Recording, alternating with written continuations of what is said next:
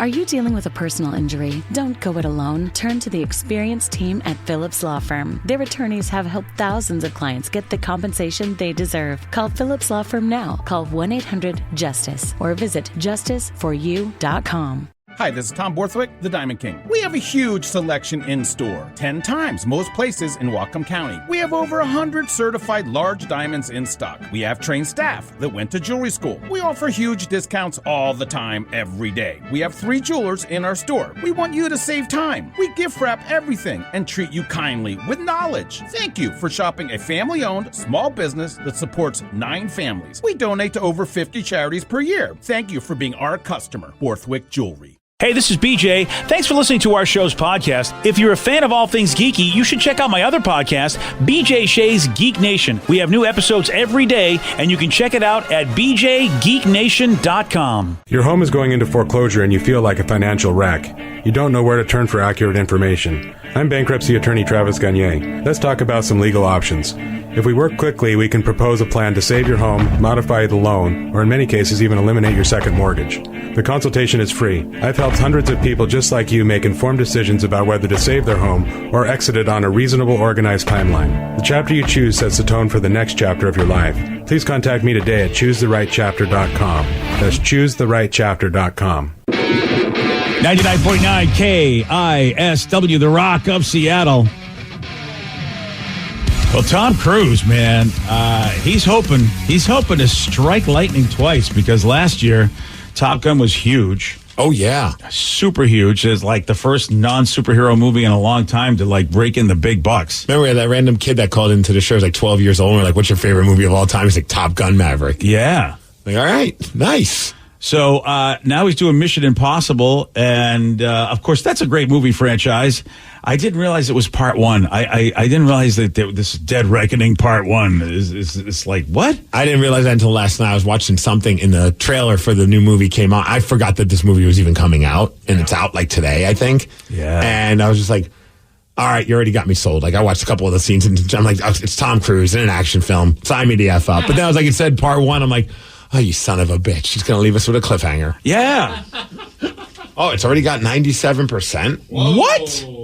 And 94 by the audience? I didn't even know, but like, how are the audience seeing this yet? That's good for them. I think in some places it came out yesterday. Yeah. Oh, very nice. How about you're so fired up about that movie, as soon as you go see it, you go on Rotten Tomatoes to leave your opinion. Yeah. I guess, yeah, you're right, man, because he did fly. He flew to, I guess you know what, he went and surprised a bunch of people, flew to 4 different cities. So yesterday was opening day on some places. So here he is flying to cities, surprising theater patrons, and including Toronto. They were lucky if you love Tom Cruise. And he spoke before a matinee of Dead Reckoning Part 1. Thank you. I didn't know I was here. Thank you all for being here. We dream of these moments to make these films for you and for you all to see it in this kind of format. So it really is such an honor to entertain you, and I'm just so happy to see everybody here. That's it? Well, he didn't buy us popcorn. That's it. He's freaking Tom Cruise. He's rich, BJ. Yeah, I mean, all he did was give us the Nicole Kidman speech. You know, like in front of every movie. The movies were meant to be seen on the big screen. Thank you for coming. That's all pretty much he did. I mean, I joke, but could you imagine you're going to see this movie? I'm sure you must be a huge fan of the franchise to be there on day one. Yeah. And you're sitting there, and all of a sudden, Tom freaking Cruise just walks out of the curtain. That is pretty good. I might faint. Yeah. Oh, you would faint? Oh, yeah. Well, or is it you'd just be sleeping like you normally do in the theater and you'd pretend you were fainting? Well, yeah, if he doesn't buy me freaking popcorn. Yeah, that's a problem. It's actually funny you mentioned that because, like, moving to Seattle, I was like, oh, it's a much bigger city than Albuquerque. Like, if I go to any premiere, there's a chance that one of the stars might show up. Hasn't happened yet. No. It's usually, they make it a big deal if, like, a celebrity comes to town. You would, and at the same time, and I really don't go to that many movie premieres, so at that point, it's like, it's all on me, but I still have that hope. Like, I'm going to go see, I don't know, the Haunted Mansion, and Owen Wilson is going to show up. I wish they would do that more, because I know, like we've done that before, where, I remember Get Him to the Greek, and I got to go do a Q&A with Russell Brand before the movie. Awesome. And I remember when all that was going on, all I thought was, This would be way freaking cooler if no one even said that he was going to be there. It was awesome. Don't get me wrong. But could you imagine if I walk up there and they're like, who's this idiot? And I'm like, hey guys, I'm Steve. I just want to talk to you for a few seconds. And they're probably like, I just want to see this freaking movie. Get off the stage at Nimrod. Yeah. And then I bring out Russell Brand. Yeah. Then you're not a Nimrod anymore, are you? Now who's the cool? Buy me popcorn. All of you. Yeah. Oh, sorry, Steve. We misjudged you, Nimrod. Yeah, that'd be amazing. It's been done. You remember that's why we had Simon Pegg in here because he did it for Star Trek Into Darkness. No, yeah, but again, wouldn't it have been cooler if you went there and Simon Pegg just comes out of nowhere? Hey guys, you guys coming to see my movie? It happened to me because I really like you. I went out there and I said, "Hey folks, I'm here before the movie." And they go, "Get out of here, Nimrod." I go, "No, Simon Pegg, John Cho, and Alice Eve. Don't be mad at me." Okay. And someone said they saw the new Mission Impossible on Sunday from Anthony and Auburn. Wait, what? Was I just watching like you know what I was watching? Kids Baking Championship. And it was last week's episode. So I probably saw the trailer. There we go. So it's been out. I guess so. That would make sense as to why we have enough reviews from the audience. Maybe that's why. 94% of the audience likes it. The critics love it at 97%. That's, wow. Is this going to be the blockbuster of the summer? Has to be. What else is going to top this? Yeah, because I don't think the Marvel people are coming out with anything. I know I saw a lot of advertisements for Blue Beetle, which is coming out in August. They had that all over the All-Star game, and I don't know how good that's going to be. So this could be another blockbuster for Tom Cruise, beating the superheroes. What, like Barbie? You think Barbie's going to... What's that? Oppenheimer? Isn't that one that everyone's talking about? Yeah, but that's like a serious movie, isn't it? I don't know. Probably. I feel it's like an Academy Award thing. Well, Mission Impossible is not a slapstick comedy, BJ. No, it's not, but it's also not going to get up there and make you feel like Schindler or anything. You know, I feel like Oppenheimer's kind of like a Schindler's List as far as like that kind of serious. You know, where, Mission Impossible, he's just going to be jumping from buildings, falling out of a helicopter, I don't know, falling off a cliff. You know how he does. The budget on this thing, they said a pre-marketing budget was just at like $290 million. Oh, that's just for the marketing? What? That's insane. Marketing is $290 million? Yeah. I thought I read somewhere it was like $265 million to do Indiana Jones, and that was just the movie itself. Maybe they threw in the marketing as well. Yeah, maybe. Yeah, because that's a lot of. That feels like how much it would cost to make the movie. Yeah, I don't know anymore these days. Yeah, that's yeah. Well, that's why Indiana Jones was such a failure. That was supposed to be. It's because they didn't spend enough money. Yeah, 60. It only made $60 million at the box office. Maybe it was just a trashy film. I don't know. I haven't seen it. I haven't seen the movie, but here's what I heard from. I watched the pitch meetings. It's got 69%. What are you talking about? That's a great. Nice. And 88 from the audience. And yet, it still made only $60 million. They needed that to make a lot more money. I think people just don't care about Indiana Jones. Yeah, anymore. I'm in the mindset of when it comes out on demand, I'll watch it. Yeah. And I heard, again, I only watched the pitch meeting, which is, they're great satires on movies, but they do also kind of tell you what's going on in the movie. So I already kind of know what's going on in Indiana Jones. Comedic Cliff Notes? Exactly. It's very much like a comedic Cliff Notes. And they were, I guess, really, he's not as much of a star of the movie as you might hope. I guess they introduced this new female character, which Phoebe Waller-Bridges, which we all know from a lot of. Well, some of you may know from a lot of stuff. Like Killing Eve, she created that show. Oh, yeah, we all know that. And Fleabag, which is a show she did on Prime. But I guess she ends up being in the movie and sort of almost like an heir apparent or a successor. I mean, it's almost like they tried to, Shia LaBeouf again. Well, like here's somebody new you'll like. Until they put Short Round as the co-star, I don't think anyone's going to accept anybody as the next heir apparent for Indiana Jones. Dude, that's the big miss. You're right. They really, with the success that he had in Everything Everywhere All at Once, and I know he's done some other stuff too, where he kicks ass now as a martial artist, and of course he's a beloved character from the franchise. There's a story there. Why didn't they do that? Us old school Indiana Jones fans who really, I didn't care about any of the stuff. I honestly don't even know if I watched that last one. But, obviously we watched the first three, and Short Round was such a great part of the franchise. Like, I mean, obviously he wasn't in all of them, but he was in enough that if they brought him back as an adult, you'd be like, all right, I need to see this. Yeah, especially with the dudes, the way has had a resurgence. And now you don't even have to make it comedic based. Like, I think before that it would have been almost like a wink and like, hey, remember this guy? Hey, but now, like you said, like he's done some cool stuff, won Academy Awards, so now all of a sudden, like he'd be taken seriously. Yeah, that might have been a big miss. I think I would have been interested in seeing the movie. Now, 69% is still a good rating for the movie, but I'll wait for it on demand. Yeah, I might have rented it on demand. Yeah. Not just wait for it to be free. Oh, yeah. Now you're going to... Now. Yeah. Only free. So no short round. It's got to be free. Exactly. There was a dude that was arrested in Vegas for stripping on the strip and fighting a one-legged man. Vegas. Steve will tell you all about it. He's got the Migs report for you at 6:17 on The Rock. BJ and Migs, mornings on The Rock, 99.9 KISW. Julian Greeding here from Bellingham Ford Lincoln with some exciting news. The order banks have opened for the 2023 models and we have great deals for you. Ford F-150, Bronco Sport or Ranger, and we will lock in your price, lock in your 500 rebate, and lock in your interest rate at 2.9 for 60 months on approval of credit. Custom build the vehicle you want and don't worry about price increases or rate hikes. Come see us at Bellingham Ford Lincoln on 1820 James Street or at BellinghamFordLincoln.com. 99.9 KISW, The Rock of Seattle. Well informed on the issues of the day? Not this guy. Nope. Live from the KISW News Center in downtown Seattle, this is the Migs Report. Well, thanks, you guys, and thanks to Palace Law for giving us the Migs Report. And today, enjoy yourself a pecan or a pecan pie. It's National Pecan Pie Day. Pecan. Yeah. It's also Etch-a-Sketch Day. Have you rocked an Etch-a-Sketch anytime recently? No, not recently, no. Having a kid, she has one of those like little ones, and you get sucked into that. You try and be like the ultimate artist, and you realize you just suck at that. I don't understand how people can make such great Etch-a-Sketch drawings. It's pretty amazing that toy is still relevant. Yeah. Because that's back in my day when I was a little kid. They were around in I think they were released in the 50s. I have no idea. For as long as I've been alive, I know that there's been an Etch-a-Sketch. And really, they're kind of lame, and yet we still like them.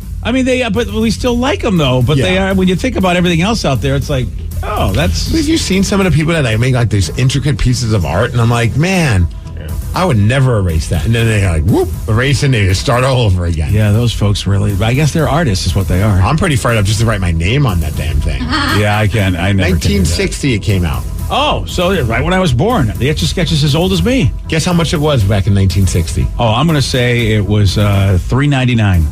You are very close. Yeah. Off by $1. $2.99. Oh, look at that. And nowadays, $30. $30 for an ad. Well, there you go. You should go to the store like, that's crazy crap, $30. I paid $3 when I was when I was an infant. I paid $2.99 for this. It's also National Eat Your Jell-O Day. Does that Jell-O shots count? Yeah, they should count. Okay, good. Yeah. All right, let's talk about this guy in Vegas where I think people have had one too many Jell-O shots, including maybe this guy. He's a Long Island dude, but he was in Vegas, 35 years old on Sunday night. He was at a casino it doesn't say which casino, but he was at one of the casinos in Vegas, right? Oh, it's a Flamingo Hotel. Okay. And the cops were called. And apparently they're like, look, there's a guy who's been partying a little too hard. His name's Brian. He attacked a one-legged man, which already, like, what are you doing, dude? Okay. And then the footage shows that he just went after this guy for no reason. Maybe he thought he was a pirate. I don't know. Just trying to help him. And then at some point he got naked and then started streaking through the casino and then out on the strip as well. Yes, he stripped on the strip. Congratulations. He eventually ended up at Harrah's down the street. He was running through the street with no clothes on. He jumped on a poker table. Could you imagine this, Joe? You're playing poker, and there's a guy showing his sausage on the table, and he started gyrating, putting on a free show. Oh, well, you can't beat that. Well, this wasn't the Thunder from Down Under. I don't know if anyone really wanted to see 35-year-old Brian from Long Island getting naked on a poker table, but I don't think they did because, well, the cops, they did arrest him. Yep. Here's the best part. They don't know what he was altered. That's all they said. So maybe drugs, maybe alcohol, maybe yes to both. Yeah. He says, I don't remember any of it. He sounds like Joey D's talking about Portland. That was always the funniest thing. I wish somebody would just be like, I remember all of it. It was a terrible decision, but I remember everything that I did. Wouldn't that be great? Yeah. Just to have that kind of honesty. Like, yep, I know. I was there. I was doing it. I don't know why. I was wasted. Damn, dude. But that scares me to be blackout drunk, to do all that stuff and not really remember. If that's true that he does remember it, that scares me to have my body do stuff and I don't remember. Could you imagine you so drunk that you ended up naked in Vegas? I know. On a poker table gyrating? And there's video. I mean, nowadays there could be video of it, of what, and that would be so embarrassing to have people. There he is. There's the video. Of course, shockingly, people pulled out their cell phones as he pulled out his cell bone. I don't know. Yeah, I don't see that's look at everyone with the cell phone shots, and there he is just doing his thing, and that I'd be like, I did that. I did. Oh, and then he gets on the table and gives them the spread eagle. Okay. Yeah, he sat on the poker table as well. Oh, that ain't good. Yeah, I need some new chips, guys. Wow, dude. I mean, there's a lot worse things you could do. Well, he did attack a one-legged man. That's unfortunate. If he didn't do that, it would just be all right. He's a harmless dancer. There's two sides to the story. We don't know what that one-legged man said to the guy. Yeah, it's very possible. They made it seem like he just randomly picked on the dude. For all we know, that guy, I don't know, could have hit him with the prosthetic leg. You don't know. You just don't know. That could have set him off. It's like, all right, who threw this leg at me? You just never know what you're going to witness in Vegas. Yeah, and the Flamingo, Joe, that's not one of the high quality ones, is it? It's one in the middle of the Strip. It's nice. Yeah, all right. I don't know if I've ever been to the Flamingo. I don't think I have, or I've walked past it at least. I mean, I don't remember much about it. It's pink. Yeah, the pink flamingo. He'll eat your grandma. It's not like one of the superstar ones, is it? I mean, it's not the Bellagio, if that's what you're asking. Yeah, but at the Bellagio, who's getting naked on poker tables? Yeah, this is a good point. Luxor, you got that going for you? Hey, you know what? They had the sphere. Maybe he was showing his spheres. Oh, man, he's got the dance moves going. He's just doing, like, the dad bod dance moves. He's got his hands over his head. Woo. He's kind of just thrusting his hips.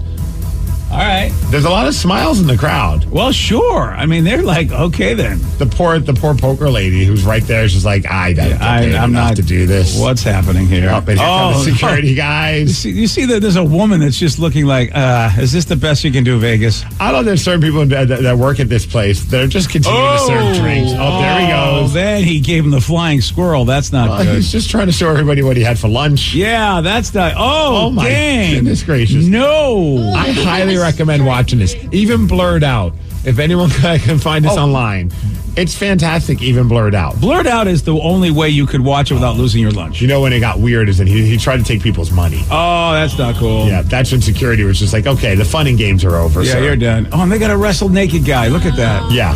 Oh, wow. One of the security guys was like, I'm going to have to take my glasses off for this. That's just so great. They had to bring him down to the ground, BJ. Yeah, he's naked guy. I feel like you get the rest of the day off after that. You should. All right, let's talk about what happened last night. The whole world, or at least a lot of people, baseball fans especially. The whole baseball world. The whole baseball world. Eyes were on Seattle as the All-Star game happened at T-Mobile Park.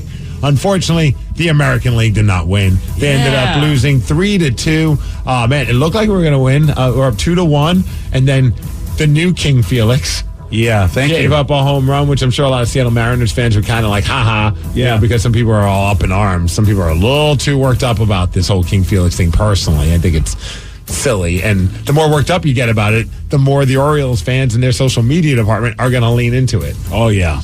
Yeah, well, he wasn't radio so dude was crying at him, saying, stop using that nickname. Oh, I know. I mean, it's like, okay. To which Orioles fans are now adopting, like, yeah, our bullpen's called the Legion of Boom. Oh, that's They're calling fantastic. their fan base the 12th man. I think it's hilarious. Yeah. Like, they're going to just take all the nicknames just to spite the one person that tried to make a big deal out of. Well, really nothing. I know. And it's like, do we want to be that town looking like the babies we That's are? the annoying part. And even the Orioles fans are like, look, guys, none of us were calling him King Felix until now. We were calling him the Mountain. I guess that was his actual nickname. But it was a social media department that was kind of like leaning into this whole King Felix thing. But now, of course, because we look like crybabies, it's a big deal. Wasn't so king last night, though, was he? He was not. Gave up a home run, which ended up being the big winner. Who's the guy? Elias Diaz. Elias Diaz. He was the MVP as well. Dude, it was very touching, though. 30-something years old, All-Star game. And then they asked him about his mom because he won the MVP. Mm-hmm. Dude, I mean, it was like, don't ask him about his mom because apparently, she's in the crowd. But I'm like, don't ask him about his mom. Don't do it. And then he's telling the story about how she sacrificed, and then he started tearing up. You can see he had to walk away. But you're like, all right, even though I hate the NL one, That's a great story for an old dude, basically, who never thought he'd ever be in the All-Star game. BJ, full disclosure, I watched not all of it, some of it, but there was a moment where I'm like, I am definitely not a massive baseball fan. I have no idea who a majority of some of these players are. Oh, I don't blame you, dude. No. I don't either, and I am, especially the National Leaguers. I don't know who any of them are. Yeah, there were a lot of players. I was just waiting to see some Mariners. I kept waiting, still waiting. No Luis Castillo. No, they didn't use him. Apparently, I do love that people on social media that's that Dusty Baker and the Astros just effing us Mariners once again. Those trash-tros. Apparently, there was a conversation, I guess, with Scott Service and Dusty Baker. According to Dusty Baker, he's like, hey, only use him in an emergency situation because he just recently pitched. They didn't want to, so maybe if we went into extra innings, we would have seen Luis Castillo, but it wasn't like Dusty Baker was just trying to give a middle finger to Mariners fans. Yeah. George Kirby, he pitched, not so great, but whatever. Got out there. That was kind of cool. I thought Julio Rodriguez was going to win it at the end of the game. It was perfectly set up for it. Right? There's a guy on base. He's at bat. Not unfortunately, but, he had to do the right thing, and he took a walk. I don't think, obviously, he probably wanted to be the guy that would win the game, and it turned out that nothing happened, so maybe he should have tried to win the game. Yeah. But did you catch Julio Rodriguez was being interviewed during the game? Yes. That was pretty fun. Yeah. Obviously, they could do that because at the end of the day, it's just having fun playing an all-star game. And it was fun to watch him as he's answering the questions because at times when the ball was being pitched, he kind of stopped paying attention to focus on what was about to happen when he realized the ball wasn't coming to him. Then he'd go back to answering the questions. But there was a great story. He talked about how he learned to hit the ball the opposite direction because of what he was doing in his neighborhood. And here's Julio Rodriguez talking with the announcers about what made him decide to learn how to hit the other way. True story, though, that in your hometown, you hit too many home runs in the field in your neighborhood, off houses beyond the outfield wall. You had to stop hitting them and just focus on hitting the ball the other way. To be honest, I don't like talking, sounding like I'm bragging, but yeah, I had to stop hitting out the field out there because it was getting dangerous for the people. Didn't you hit a guy too? Stepped out of his house mad at you? I did too. He was sitting. He was kind of sitting right under a tree, and the ball came across the tree and hit him. And then he was all mad. All the kids, they were all came and said, "Oh, the old man from out there." He was mad at you because you hit him all that. I said, "Oh my God, I'm so sorry for that one. I can't control where the ball lands." Until you just start peppering base hits the other way. You got to get your nuts sometimes. What did he say right there? I don't know. Did he say that you got to get your nuts sometimes? Is that what he said? Wait, we isolated that one clip. Let's hear that part again. You got to get your nuts sometimes. I think you're right. What does that... Wow. Is anyone hearing it? I'm hearing you got to get your nuts sometime. I heard you got to get your knocks up. Knock the ball. Oh, you got to get your knocks. Now let's hear that without an art. Let's see. You got to get your nuts sometimes. You got to get your knocks sometimes? I can hear that now. Seems way less weird than Thank you, Vicky, because I was like, you got to get your nuts sometime. I'm like, okay. It's like Dirty Julio. It's Julio after dark here on the All-Star game. Yeah. Wow. There were some people talking across the country about how interesting it was, though, that when the game ended, the sun was still out. Because West Coast game. That's us. That was kind of cool. Yeah. Oh, no, it looked great. T-Mobile Park looked awesome. The fans were just loud and having a great time. I did love whenever Ohtani was at bat or just showed up during the game, people were chanting, "Come to Seattle." Yeah, man, that's the big story. Everybody wants him here. Yeah, because this is the last year of his contract, and the Angels, they're kind of like, how are they doing? How are they not doing? They're kind of in a position where you don't know if they're going to get a wild card spot or not, and that means they might get rid of him. And apparently he spent some time in the offseason. He spends time here in Seattle from time to time. One reporter was like, you should come here. And he just kind of shrugged his shoulders we'll see what happens. Now, obviously that doesn't mean anything. He's not making a negotiation with a shoulder shrug, but it was kind of funny to see. And if you don't know, why are we talking? Ohtani is the first player probably since Babe Ruth who is a great pitcher and a great hitter, and probably even better than Babe Ruth, actually.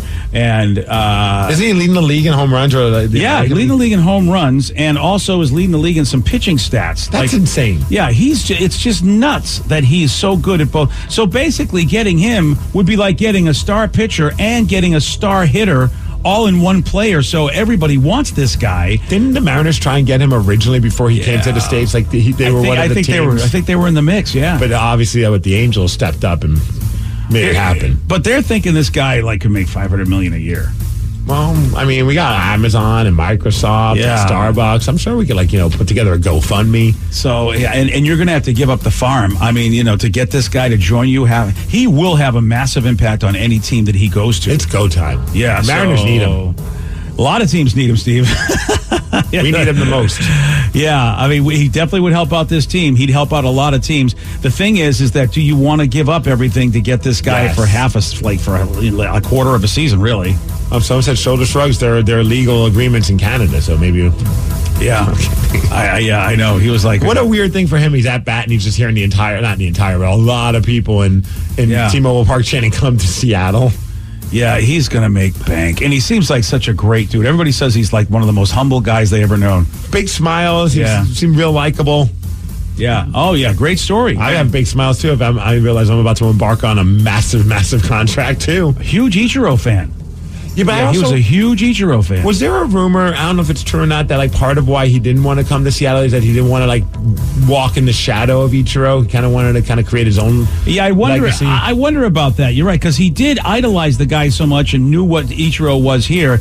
But now, you know what? You went to the Angels. So now come on back over here and follow in the footsteps of Ichiro. It's like if Ichi could say something on our behalf, that's the guy that's got to say something on our behalf, is Ichi. よく聞かれることですけど、そこを目指すことはできないです、現段階では。Oh, so Ichiro said that he plans on having a conversation with him tonight. よく聞かれることですけど。Oh, he just said right there, come to Seattle. Yeah, come to Seattle. All right. Yes, we are idiots. As far as weather, 77 degrees and sun.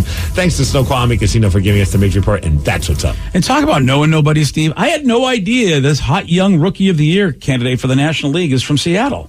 Corbin Carroll. I didn't know anything about this kid until yesterday. I'm with you, and I like baseball, but I don't follow National League, so I didn't know about this kid. And he's a big reason why the Arizona Diamondbacks are actually a somebody this year, and they're tied for the lead in their division, and that was not expected. And he's one of the reasons why. Probably going to be Rookie of the Year for the NL.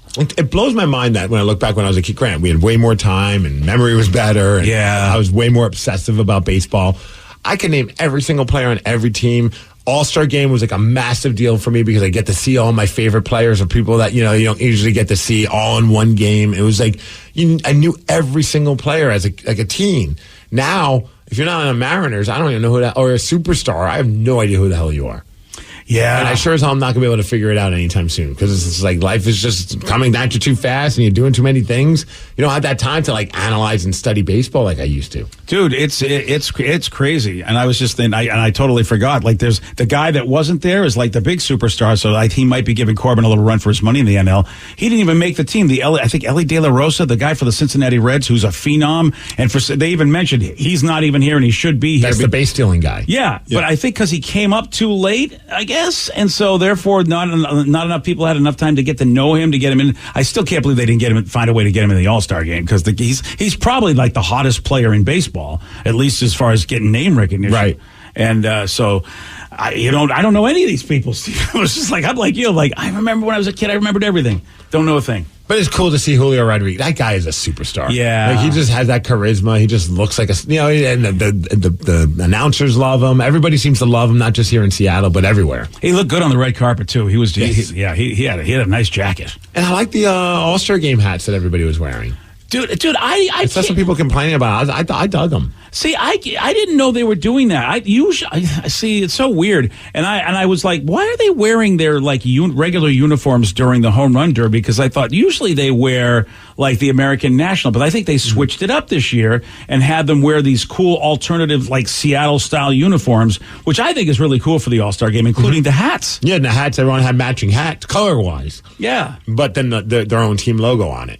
I thought it was really cool. And I like the black pants, the nod to the Seattle Connect black pants that we have. I felt like that's what that was. Oh, I wonder. Yeah, and it, like that National League uniform very much was similar to our Seattle Connect as far as color scheme goes. So I thought that was really cool. I thought, the All-Star logo, everything. I'm very, very happy with how everything turned out. Yeah, I like them, but not $50 like them. Nope. Yeah, that's the going price, though, for a hat. We need to stop that. Yeah, sorry, buddy. I can't even tell you what I paid for a T-shirt, but it's close to a hat price. I feel like embarrassed, but I think that's just what it is. What are you going to do?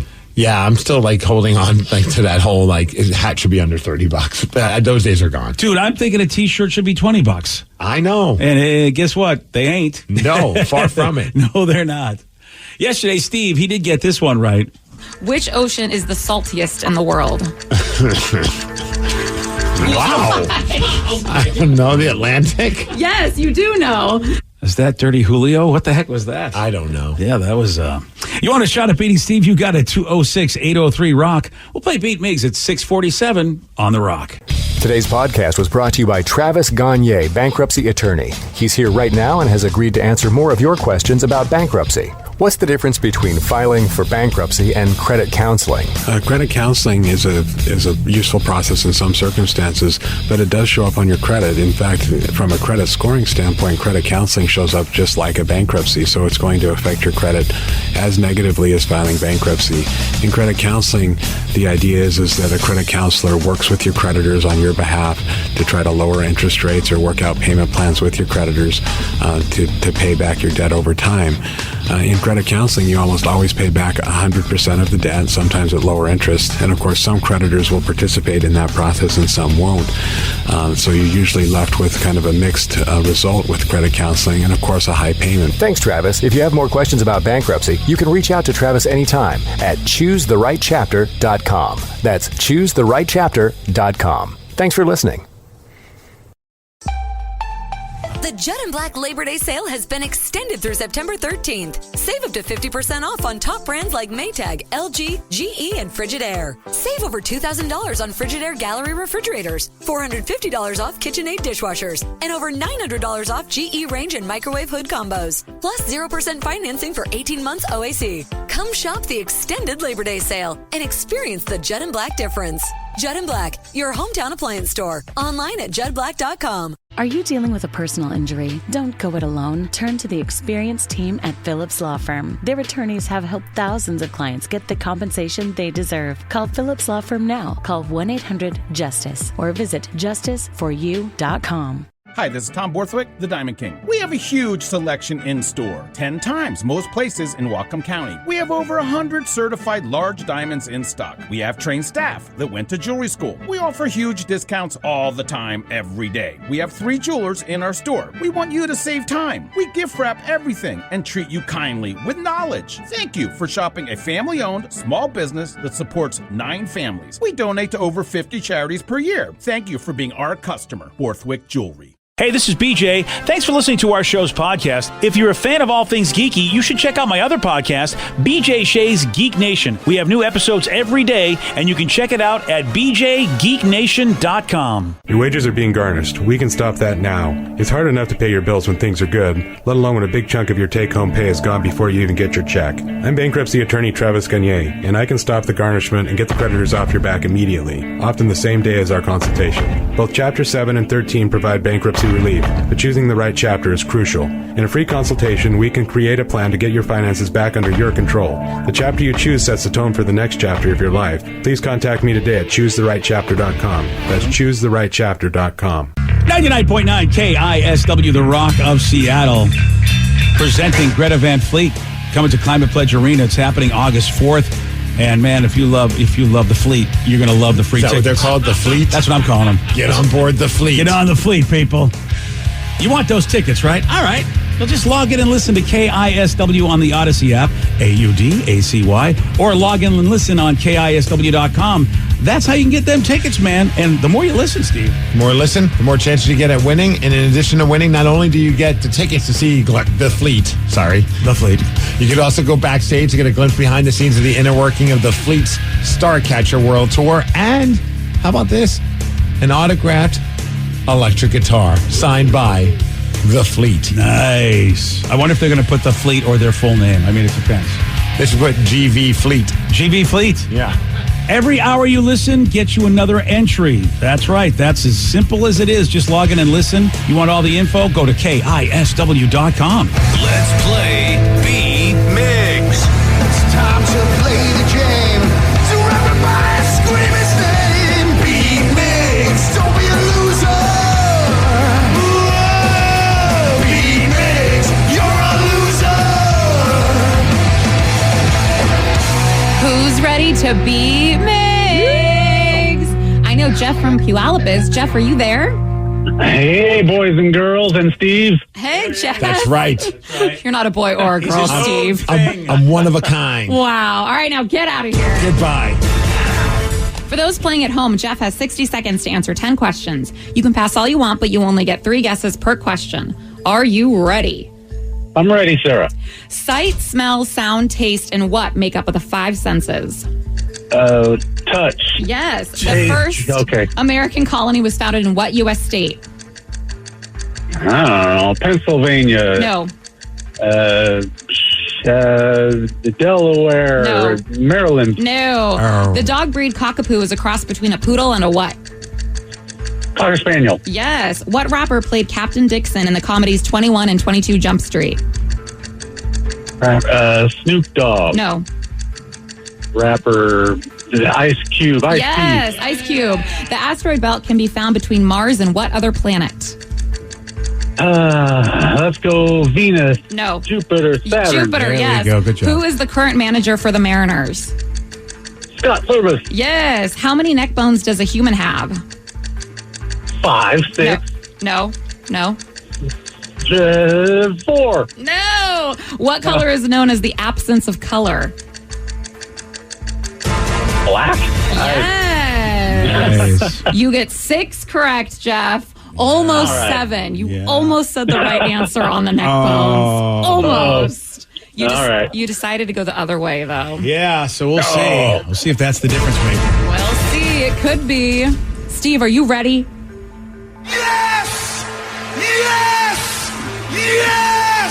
Sight, smell, sound, taste, and what make up the 5 senses? Sight, sound, smell, taste, and touch. Yes. Yeah. The first American colony was founded in what U.S. state? New Hampshire. No. California. No. California, yes. Massachusetts. No. The dog breed cockapoo is a cross between a poodle and a what? A Cocker Spaniel. Yes. What rapper played Captain Dixon in the comedies 21 and 22 Jump Street? What rapper? 50 Cent? No. Snoop Dogg? No. Method Man? No. I can't remember. The asteroid belt can be found between Mars and what other planet? That would be Uranus. No. Jupiter? Yes. Whatever. Who was the current manager for the Mariners? That would be Scott Service. Yes. How many neck bones does a human have? 3. No. 4. No. 1. No. What color is known as the absence of color? Gray? No. Black? Yes. Which element is combined with iron to make steel? Aluminum. No. Copper. No. Titanium. You get 5 correct. No. Which is a loss. 6-5. Nice work, Jeff. Oh, just like the American League, Steve faltered. I blame Bautista. I blame not so King Felix. It was so close. Oh. Thanks, everybody. Yeah, take it easy, buddy. Congratulations. Oh, Steve, but you know what? You do get this, though. Not so King Steve.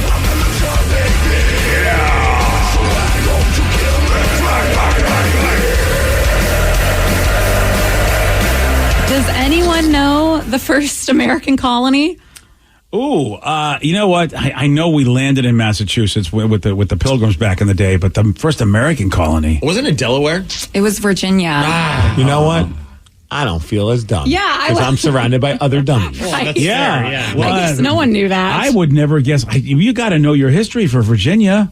I mean, I just would never have picked Virginia. Rather basic history. Yeah. I know, Here I am right? shaming you guys. I didn't get it right. Jeff didn't either, so don't feel that Well, bad. no, you know, I mean, look, I grew up in Massachusetts, and all I remember is Plymouth Rock. You know, that's why I would have guessed Massachusetts. But we weren't an American colony then. That makes sense. One that Jeff did get correct. Ice Cube was in the comedies 21 and 22 Jump Yeah. Street. As soon as you heard it, I know you'd know. Oh, such good movies. I forgot. I need to go back and watch those movies because I did enjoy them. Anytime they're on TV, I feel like each time it's like the first time for me. It's so funny. Yeah. Yes, I love them. So here's the problem. Though. What? Well, one of the stars is not in good shape in the news, so now I don't know if I can enjoy those movies. He's in trouble. Jonah Hill's in a little trouble. Jonah Hill is? Yeah. No, don't ruin Jonah Hill for me. I know there are people coming out saying really bad stuff about him. He seems. The stories makes it sound like he's just a giant d-bag. He's not very good in relationships, like kind of a controller guy. But like on the flip side, you didn't hear the underage thing? Oh, I haven't heard that part. Yeah, there's a new person. like a real D-bag. Yeah, there's a new person accusing him of predatory situation. Oh, great. Yeah. Never mind. Allegedly. Wow, now I can't watch these movies anymore. I know, and he just did that thing with Stutz. Like he had the psychology thing on Netflix that I liked. It's like, man, oh man. And then you want to talk to Stutz or whatever his name is, Putz or Stutz, whatever, and you go, like, that's the guy you want to talk to and go, so what else did he tell you about there, Stutzy, if in fact this girl's allegations are true? Damn, I haven't heard that one yet. Yeah, I just read that today. Wasn't that fantastic? Yeah. Great. Way to go, Jonah Hill. Really? Does anyone know how many neck bones a human has? Definitely not one. That's Just one. I'm pissed off at that song, like the head bone's connected to the neck bone, and I would have guessed one and would have been like, F you, song. The neck bone's connected to the tailbone. Yeah. There is 7. 7 neck bones. Yes. I guess it Jeff makes was sense. really close. All right. And then which element is combined with iron to create steel? I'm going to say tin. And you're wrong. Carbon. Ooh, carbon. Mhm. Well, never got that one. Yeah. Well, congratulations, Steve, on losing. Yeah. So there you go. So, Steve, am I correct about the idea that somebody's saying bad things about him? Yeah. Yeah. Because originally I heard about the one where it's just like he didn't want to be in a relationship with a girl that was, posting pictures of her showing off her body. And that's just a guy who's whatever. I mean, that doesn't, there are a lot of people that are like that. Doesn't make him a great guy, but it also doesn't make him a horrible person. No, it's to just be with someone who doesn't do that kind of stuff, and that person should be with someone who is okay with you doing that. That to me, that's what it felt like. And I was like, and also I thought it was weird because like he's married with a kid now, and all of a sudden that's friends. But yeah, reading some of this other stuff is not very cool at all. Yeah, and that's why I don't like the first person that was talking about. Yeah, he wouldn't let me do stuff. It's like, why are you putting that out there? It's like, what's the point of that? Right. I mean, you moved on. You realize he wasn't right for you, and there are a lot of spouses that will just say, "Look, here's my line when it comes to what we do in our marriage." And everyone has a different line. And I don't think you're a bad person if you have a conservative line where you don't want pictures of your spouse online, whether, I don't care who it is, you go, I just don't want people seeing you in that state of undress, which that's not my thing. I don't care, but there are a lot of people that have that. Yeah. They have their own lines. And I don't think, you got to go move on. But yeah, the latest stuff that we're hearing is, if true, not a good thing at all. No. Oh man, I don't want to hate the dude either. You know what I mean? But gosh darn it.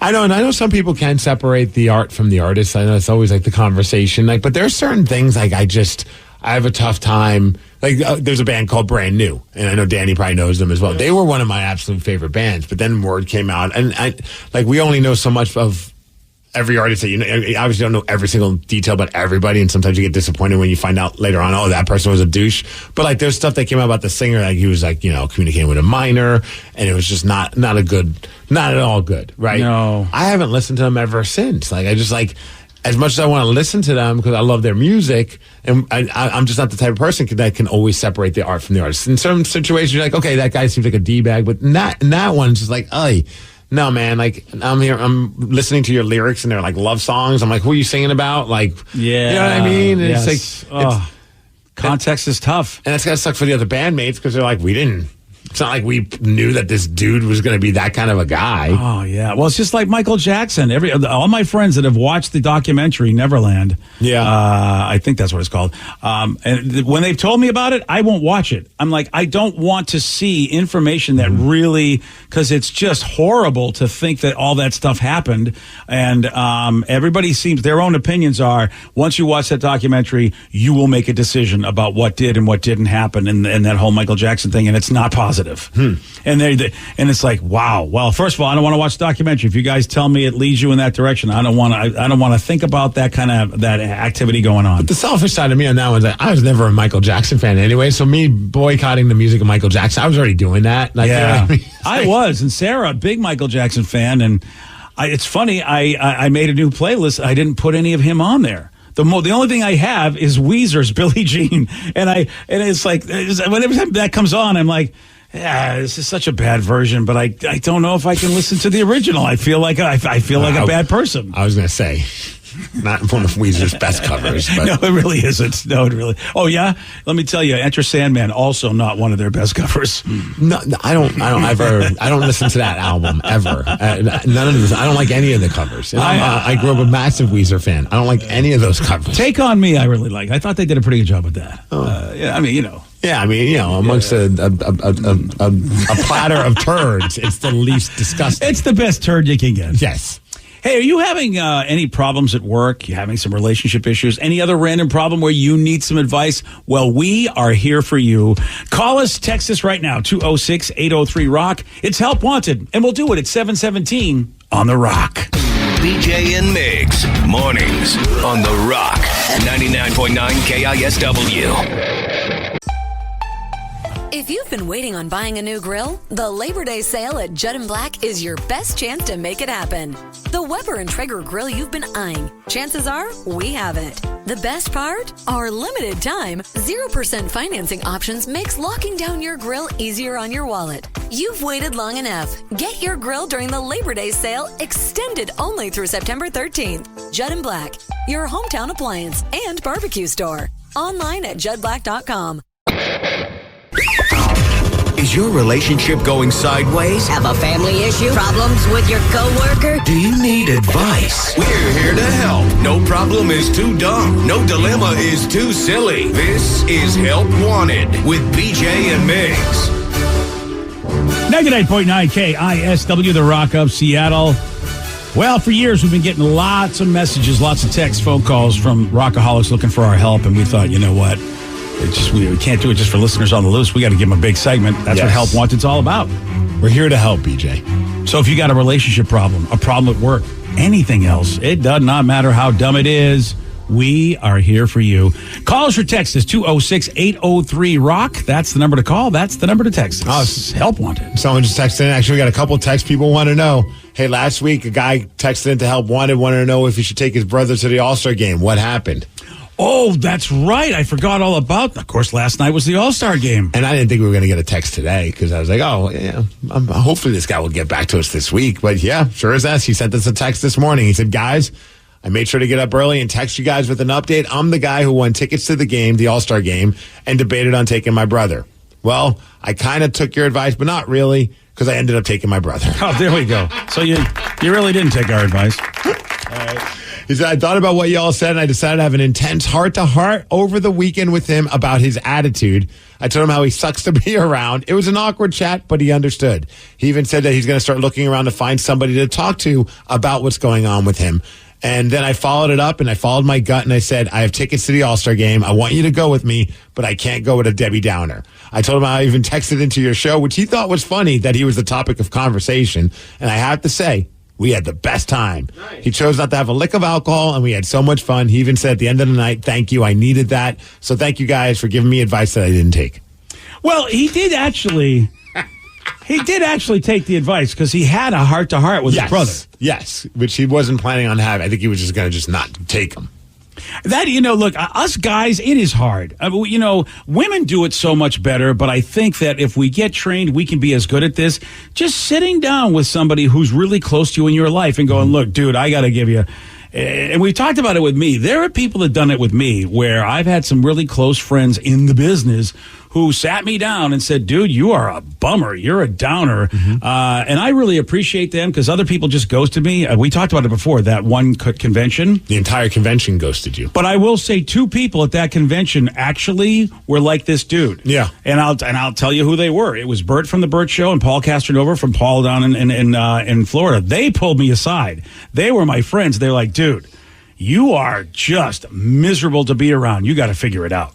And I really appreciated that because at least, when people ghost you, you kind of don't know what's up. And, you're sort of stuck in your own ways. You just continue to go down this bad path. You kind of don't know. If you knew, you wouldn't be doing it. And sometimes you might have anger towards it. Screw them. All of them. They don't understand. As opposed to because they didn't say anything. They just kind of left it hanging. So, I was pretty upset. And to this day, I know those folks. And, I don't know if the relationships will ever be as good. I'm cordial with them. But it's like... whereas with Bert and Paul, I will always love those guys because they had the balls and they cared about me enough to pull me aside and go, dude, figure it out. And I knew they really cared because they were like, we know you're a good dude, but you are not coming off that way. And I'll always have a lot of space in my heart for both those guys. And now because they had this, of all things, because of our show, and then eventually had that heart-to-heart that brother sounds like he's going to go see a therapist or somebody to talk to, which is something that he wasn't planning on probably doing. He was just going to be Mr. Miserable.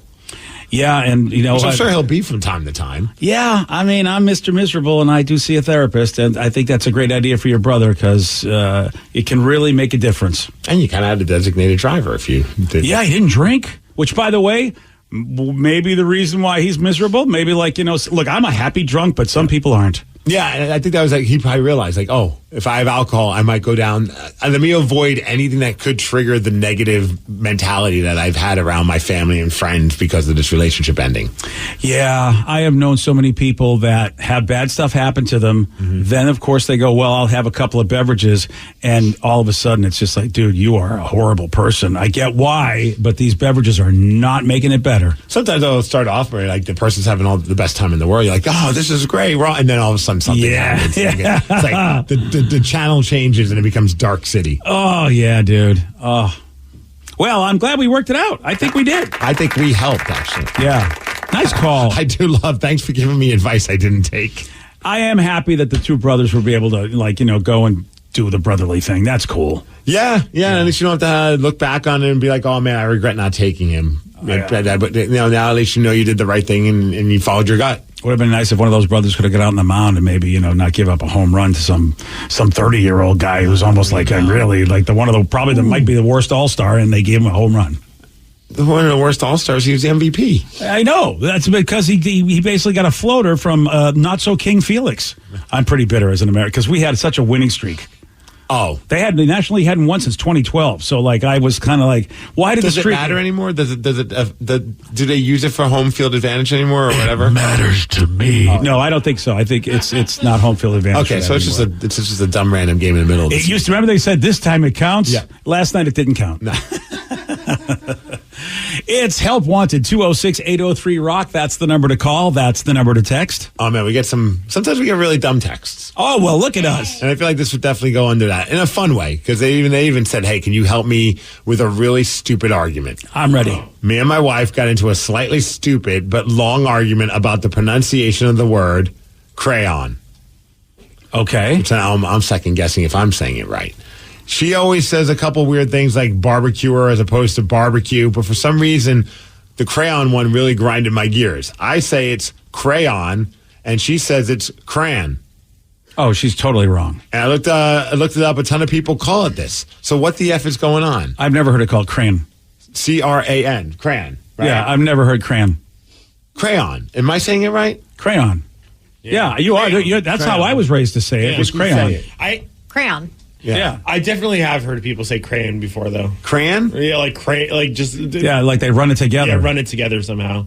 It's funny how our minds change. Like the people who just say without any sense of humor or any kind of trying to be silly saying Washington. Yeah. And you're like, why did you add an R to that? I do it and people get mad at me, but it's like that's how a lot of people say it here that are from here. Are you trying to say it to like get in with them? I thought you were saying it to mock them. No, I mean it's like I love my Boston accent, and every once in a while I'll go, "Hey, I got to park that car." Yeah, I love it, and that is a Washington. That it's like that and roof. I mean, because I've never said roof. I always say roof, but they say roof out here. But Washington is. What about wolf? I know Danny and D. Ted Smith both say wolf. Yeah, wolf. Wolf. Yeah, I don't know what's going on there. I say yolk, so I can't say anything. I say first. Yeah. I did a quick little search on it, and apparently some people also pronounce it crown. What, like crayon? Crown. Yes, crayon is crown, and it looks like it's kind of in the East Coast, Southish area. I grew up in the East Coast. We called it crayon. Yeah, like east all the way south, as well as like crayon is more like the Midwest. I got a crown? You got a crown? Oh, I can hear that with a southern accent. Crown. I can actually hear that with a southern accent. You got a crayon? Crown. You got a crayon? It's probably really long and pronounced. You got yourself a crayon. I'm still stuck on.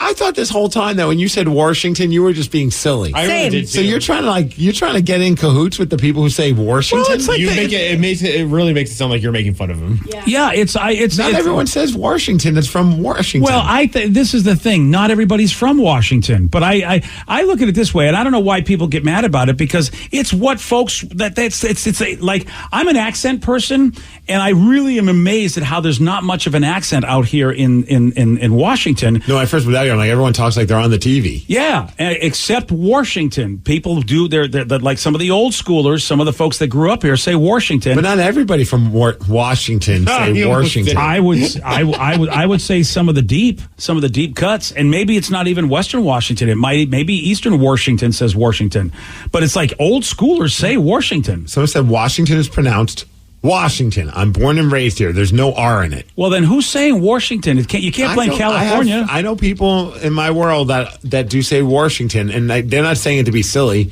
That's just how they say it. Right. Like, which is fine. I don't care. Like, who am I? Of all people, I'm definitely not the one that's going to correct someone on how to pronounce things or say things properly, because I sure as hell don't on a daily basis. But I think it's hilarious. All these years I've been with you, I thought you say Washington kind of like as a goof. Yeah. I mean, look, I love accents. I mean, and you'll like, I will say Harvard if there's a chance for me to let my Boston accent come out. I love accents. Funny. Yeah, and like Rochester. That's we had that great sort of like, it's a similar Chicago thing, but Rochester, and I just loved. Because nobody calls if you're not from Rochester, you would never call it Rochester. You call it Rochester. Someone said nobody I've ever met is that's from Washington say Washington. I was born and raised here. Next text. I have a family. Half of my family says Washington. The other not. It's more of an old school country thing. Yeah, I'm like where where did it come from? But at some point, and then I think sometimes people are just like, oh, everyone else is saying, I'm just going to say it, and then it just kind of becomes the way you say it. I love it. I don't think you should be mad about it. I think accents are cool. I'm definitely not mad. Yeah, well, I'm furious, BJ, actually. Yeah, and I can get why people would think I'm making fun of them, because I make fun of a lot of things in life. But, I mean, accents are cool. No, BJ, you're crazy. I've never heard anyone in my life, a Washingtonian, say Washington. Well, then, look, I'm not going to argue with you, because obviously you've lived here. Who the hell brought it here then? Like, where's this accent come from? Like, I grew up in a town in Massachusetts where the only people that pronounced our town right was us. Everybody else on the news used to call the place Tewksbury, and it used to piss us all off. We're like, guys, Boston's not that far. Why can't you Boston news people say Tewksbury? That's where that's our town. Tewksbury as well. Yeah, it's Tewksbury. Let's see. That's how we call it. We call it Tewksbury, not Tewksbury. And yet, everybody in Massachusetts, outside of the Merrimack Valley area where we live, everybody else called it Tewksbury, and it pissed us off. We're like, it's Tewksbury. Can we talk about Worcester? It's Worcester. Whatever the hell it is. Worcester. It's spelled Worcester. It's Worcester. Yeah. What the hell is going on? Yeah, blame England. Are you guys just trying to F with everybody else? Well, how does England pronounce it? Because it's a city in England way back in the day. So I think we had to get something from them, right, to call it Worcester. That's what I love about Hawaii. There'll be like the most ridiculous words on like street signs, and I'm like, I'm just trying to sound it out based on and it's always pretty correct. Like, what you see is how you say it. Yeah. As opposed to, I see a sign that says Worcester, and they're like, no, you idiot, it's Worcester or Munster. I don't even know anymore. Yeah, I'm going to blame Europe, because there are names in Europe that you look at the spelling, because we also have Gloucester, which is spelled Gloucester. What is happening? I'm saying it's England. Again, a lot of these places are basically English names. So blame England, because they have the same names over there. I don't know why the hell we pronounce it the way we do. Y'all could have decided to change it up. Y'all could have said crayon. Yeah. Well, I mean, I'm trying to think if there's any weird... Yeah, I don't think anybody has a weird place like that. Someone's got something to talk about crayons, maybe? I don't know. Let's go to Jay in Tacoma. Jay, you're on the rock. Yeah, I work with a guy from Louisiana who pronounced the color orange. Yeah, Steve, how do you pronounce orange? Yeah. Well, how do you want me to say it? Do you want me to think it before I say it? No, just say it. I say orange. Orange. But every time I say it, I have to stop myself and go, orange. And then you sound like you're on concussion protocol. It does. I sound like I'm slurring. I'm like, orange. And Jay, that accent down from Louisiana, is that a mixture of French and Southern? I mean, that whole Creole thing? I don't know what that accent is. I thought it was Cajun. I thought that's what the accent was called. Well, it is Cajun, but where does Cajun come from? It's that mix, I believe. Oh, okay. I'm basing this off of X-Men comics. Oh, there you go. Well, so Cajun is a mixture of French and Southern. That's what Gambit was. That makes sense. He's Louisiana. There you go. Well, I want to know where Washington comes from. If it isn't something that was from here, who brought it here? Like, who says? Is it like some of the Nordic folks that are here? It's very polarizing because one text will just be like, "Oh yeah, everyone in my family says Washington." Another person says, "Can you please stop saying that? It's not actually a thing here." It is a thing here. I mean, keep your blinders on, man. It's a thing, whether you want it to be or not. I personally do not say Washington, but there are a lot of people who say it. Yeah, and I say own it, man. I mean, be proud of it. I love my Harvard. I mean, people, they try to make fun of the Boston accent. People And I get go, bothered by that, man. Oh, yeah, not me. I would be like, Washington, why not? That's our place. So to quit with the Washington. You're not from here. It's an East Side thing. I know plenty of people that are from here, and the only people that say it are from rural Eastern Washington. It's not about an accent. You're just saying it wrong. Whoa. What do you mean I'm saying it wrong? What do you mean? So I'm saying Washington wrong? Like, Now is there a right way to say it? Washington just to piss that texter off. Am I saying it wrong because I'm saying Washington, or am I actually saying Washington wrong? Like, I don't say it legit. Someone says, old people say Washington, you old F. Okay, well, there you go. See what I mean? Wow. It makes people very angry, the whole Washington. That's why I thought you were just trolling people. So they must really believe that it makes them look bad. Because why would you be so upset about your accent? Yeah, because we speak perfect except for Washington. Yeah. I mean, I look, I'll tell you something. People always try to make fun of accents like New York accents, but do you know of any New Yorker that would like takes it like they don't have a problem with their accent at all? No. No, and they look, we know it's a thick accent in Boston. We know it's a thick accent in New York. I don't know. I think maybe sometimes people think the Southern accent might, people have said, oh, you're a dumb person because you have a Southern accent. Is it like that? Do you feel like it makes you look like you're a country bumpkin-y thing? Well, then that's something you need to look yourself in the mirror about. Yeah. Buddy. And just, that's very judgmental and elitist of you. We're all from Washington and we're proud, Steve. We need to embrace the R. We're going to jump on all the roofs and shout from the top of the rooftops, Washington proud. Can't enjoy Rainier without the R. Can't enjoy Washington without the R. Here we go. I think you said it best, my friend. Yep. Oh, we suck. Oh, we should change the law, like say Washington and have the R be that Rainier R. Oh, first of all, that's a T-shirt that we'll get sued for, but let's do it anyway. That's a great idea. I think people will hate us. Doug in Puyallup, so he has an answer. Oh, good. He tells us where Washington comes from. About time Doug called in. Doug, you are on the rock. Hey, good morning, BJ. Good morning, Migs. Yo. Hey, yeah, so I grew up in the Midwest, and it is a Midwest kind of slang or accent. It's wash the car. So, look crick. at that. So, so it's the Midwest folks that brought it here. It's not really Washingtonians. Wow. Right. Wow. Yeah, and the other funny thing that they have going on there, too, it's not a toilet, it's a turlet. Turlet? That's what my dad used to call it. That's very close to the turdlet, and I think that's hilarious. Oh, okay. Doug, that makes a lot of sense. You're right, because that does, you know what? We had a lot of Midwesters come out here, didn't we? A lot of Minnesotans, too. We did. Yeah. We did. So I'm a Midwest transplant, but I've been here for 20 years, and I still catch myself every now and then. So. Yeah. Well, that's probably why we have a lot of freaking Vikings fans, huh? Yeah. I don't know. Well, yeah. There's a lot of Vikings fans in Washington. You got a lot of Minnesota transplants. Yeah. And so that makes a lot of sense. And wash the car. Oh, someone says spell Washington as a shirt and use the KSW rock R. There you go. Oh, now we can't get sued. That's a great idea. Yeah, but here's the problem now. If this wasn't a Washington thing, this was Midwesterners coming in here. Well, I mean, as you can see, half of our texters hate me for it. Now I don't know if I can say it anymore. Sometimes you make something, a piece of merchandise to sell to a small audience, but if all of them buy it, it's like a niche product. Yeah. Let's do Washington shirts. Oh boy. I love that idea. There's also a thing on here that says it was originally New England who started it, and it's a retention from that, and then they went to the Midwest, and then it came all the way over to the Pacific Northwest. New England called Washington? Apparently. We're never going to get to the bottom of it. No, I don't think it's we go, if it's an like wah, it's like Bobby, Washington. That's how we would say Washington in Massachusetts. Now, granted, that's not all in New England. Yeah. We So got Washington. It's not an accent. It's in the same vein as Oregon and Oregon. No, it is an accent. Oregon. I always love when people say Oregon because it pisses off people from Oregon. Okay, here's the thing. You're wrong, texter. Oregon is just it's just an incorrect pronunciation, where Washington is definitely an accent because of the way you say the word wash. It's two different things. I hate to be the grammar Nazi on you on this one, but Oregon is just a wrong way of pronouncing the word, but you're using all the letters in the word properly. You're just pronouncing them wrong.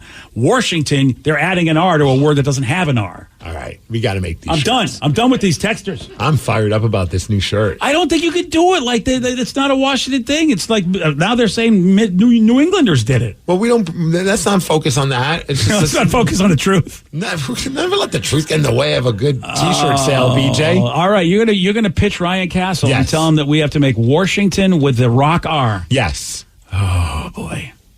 Don't you think we should take a poll or something, like throw it on the internet or something? No, because then we might not get to do it.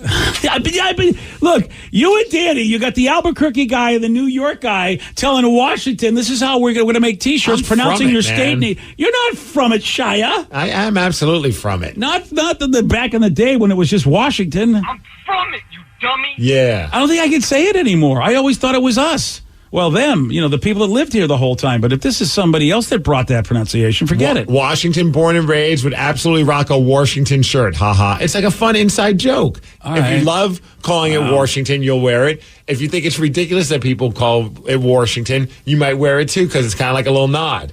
Actually, okay, go to Ryan Castle. Let's get it done before somebody else steals the idea. Do the shirt, take my money, LOL. All right, with the rock R. All right. Yeah, I mean, I guess you should. Come on, guys. You made green beans T-shirts. Make the R shirt. Okay, we're going to do it. I mean, own it. You got to own it now, even though you might not like it. But, hey, you didn't create this. Some other idiots from the Midwest came in speaking funny, did it. Or maybe even idiots from the East Coast came in and did it. And now it's Washington. So I said I'd buy one. We have 3 sold on the pre-sale. Look at you, buddy. 3 sold? Hey, what the hell? Go do it. Boom. All right. All right, Keith. Inker prints. Print them up. Yeah. I like this idea. Send them out. Okay. Perfect. Nice. Yeah. Oh, so what, like white You're very excited about this. With the red R and the red and yellow R. Oh, man. That would look good. It's going to look amazing, BJ. Thank you, Texter, for that idea. We were going to give Rainier all the credit, but have the hell with that. We'll use our own R. I'll get one and I'll burn it on my YouTube channel. That's fine. It's a T-shirt sold. Yeah, Ed, well, you know what? We'll promote your YouTube channel. We'll make sure it's flammable. Yeah. There's a Major League Baseball player that sparked a debate on the internet. Had nothing to do with Washington, but everything to do with his opinion on Scooby-Doo. You'll hear what he said at 7:47 on The Rock. Today's podcast was brought to you by Travis Gagne, bankruptcy attorney. He's here right now and has agreed to answer more of your questions about bankruptcy. Here's another listener question. How do I rebuild my credit after filing bankruptcy? You rebuild it, one creditor at a time by making your payments on time on your rent or your mortgage, by continuing to make car payments on a car that you keep during your case. You can also, as I said, you can almost always get a credit card almost immediately after filing bankruptcy. Sometimes it's a secured card, and it'll almost always have a really high interest rate on it. But you could get a small balance credit card and charge a tank of gas or a dinner once a month on that and make the payment, pay it off every month, and that'll help you build a credit history one creditor at a time, and will help you rebuild your credit over time. Thanks, Travis. If you have more questions about bankruptcy, you can reach out to Travis anytime at ChooseTheRightChapter.com. That's ChooseTheRightChapter.com. Thanks for listening.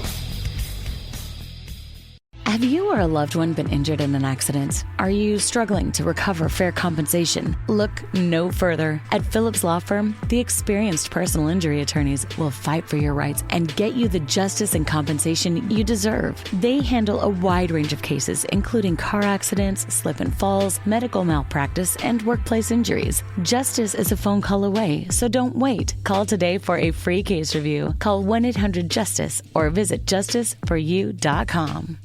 Hi, this is Tom Borthwick, the Diamond King. We have a huge selection in store, 10 times most places in Whatcom County. We have over 100 certified large diamonds in stock. We have trained staff that went to jewelry school. We offer huge discounts all the time, every day. We have 3 jewelers in our store. We want you to save time. We gift wrap everything and treat you kindly with knowledge. Thank you for shopping a family-owned small business that supports 9 families. We donate to over 50 charities per year. Thank you for being our customer, Borthwick Jewelry. Hey, this is BJ. Thanks for listening to our show's podcast. If you're a fan of all things geeky, you should check out my other podcast, BJ Shea's Geek Nation. We have new episodes every day, and you can check it out at bjgeeknation.com. Your driver's license is important so you can get back and forth to work, get your kids to school, and back and forth to daycare. If your license has been suspended because you can't pay your tickets, you can't do any of those things. Let's talk about Chapter 13 bankruptcy. You may have heard the tickets cannot be discharged, but they can be dealt with in a Chapter 13 case. Why not come in for a free consultation? The chapter you choose will make all the difference to your getting back legally on the road. Let's design a plan to pay off your tickets and restore your license immediately. I'm attorney Travis Gagne. Please contact me today at choosetherightchapter.com. That's choosetherightchapter.com. 99.9 KISW, the Rock of Seattle. So the All-Star game, big doings yesterday at T-Mobile Park. I think Seattle came off looking great. Hell yeah, it looked awesome. Looked like a great baseball city. Our stadium is one of the best stadiums in the country anyway, so, man. The weather was awesome, too. Yeah, I can see why they keep coming back. And, yeah, you're right, dude. The weather was amazing. And very close to what the weather was 20 years ago. It was like they showed the temperature difference, and it was like 2 degrees difference. It was a very similar evening. Yeah, my wife and I were talking about that. I was like, oh, man, like 70s. Yeah. Great day to be at the ballpark. Not too hot, so people aren't just like cooking out there the whole time, but like a good breeze. I felt bad for Bucky Jacobson, dude. He's a bald guy, and he's a very light-skinned bald guy, and they were in the sun. He and Aaron Levine, and they were all out there, and I was... If only there was something he could have put on his head. I know. That would, be a nod to baseball. I was like, I'm like, I hope they sunscreen that poor dude, because, man, oh, man, he's got my complexion. Yeah. And I was just like, oh, man. And every time they went to him, I was just like, oh, Bucky, I feel so bad for you. You are cooking out there, man. Beautiful day for baseball. Also, obviously lots of interviews. I liked all the stuff they did. They had some cool coffee-related stuff where they were like, all the baseball players were running their own coffee shop. I remember my wife and I were watching it. I'm like, this is so Seattle. But it was cool. It was fun. It was a lot of fun. I think it's cool that our city is known for something. There are cities out there you go, I don't know what they're known for. Yeah, well, what are you going to do as a connect to it? Yeah, and whereas here you got the fish, you got the coffee, you got music. Yeah, and they hit fish, that off. Coffee, music. Yeah. And Phillies outfielder Nick Castellanos was interviewed during the game, and boy, his interview sparked a big debate as he made a simple case as to why Scooby-Doo should be classified as a superhero. I didn't realize Scooby-Doo was a superhero. Can you kind of explain his superhero lore? I mean, well, first off, he's a dog, right? And he can talk. He solves mysteries. So I think that a dog that can talk and helps people by solving mysteries, I think is a superhero. Oh, And he was drug tested soon after this conversation for marijuana. That is a great stoner conversation. You're absolutely right. And I love the reporters kind of look at him like, yeah, good points. I don't know who this reporter is. This young dude, great question. Like, of all the stuff you ask somebody, I think that's a great question. And look how serious Nick Castellanos is. He's just like, oh no, here's why I think it's the way it is. And what do you think? I think he makes a good case. I mean, it's you solve crimes. A dog can't do any of those things, and that's exactly what Scooby does. Now, are we sure, or are we...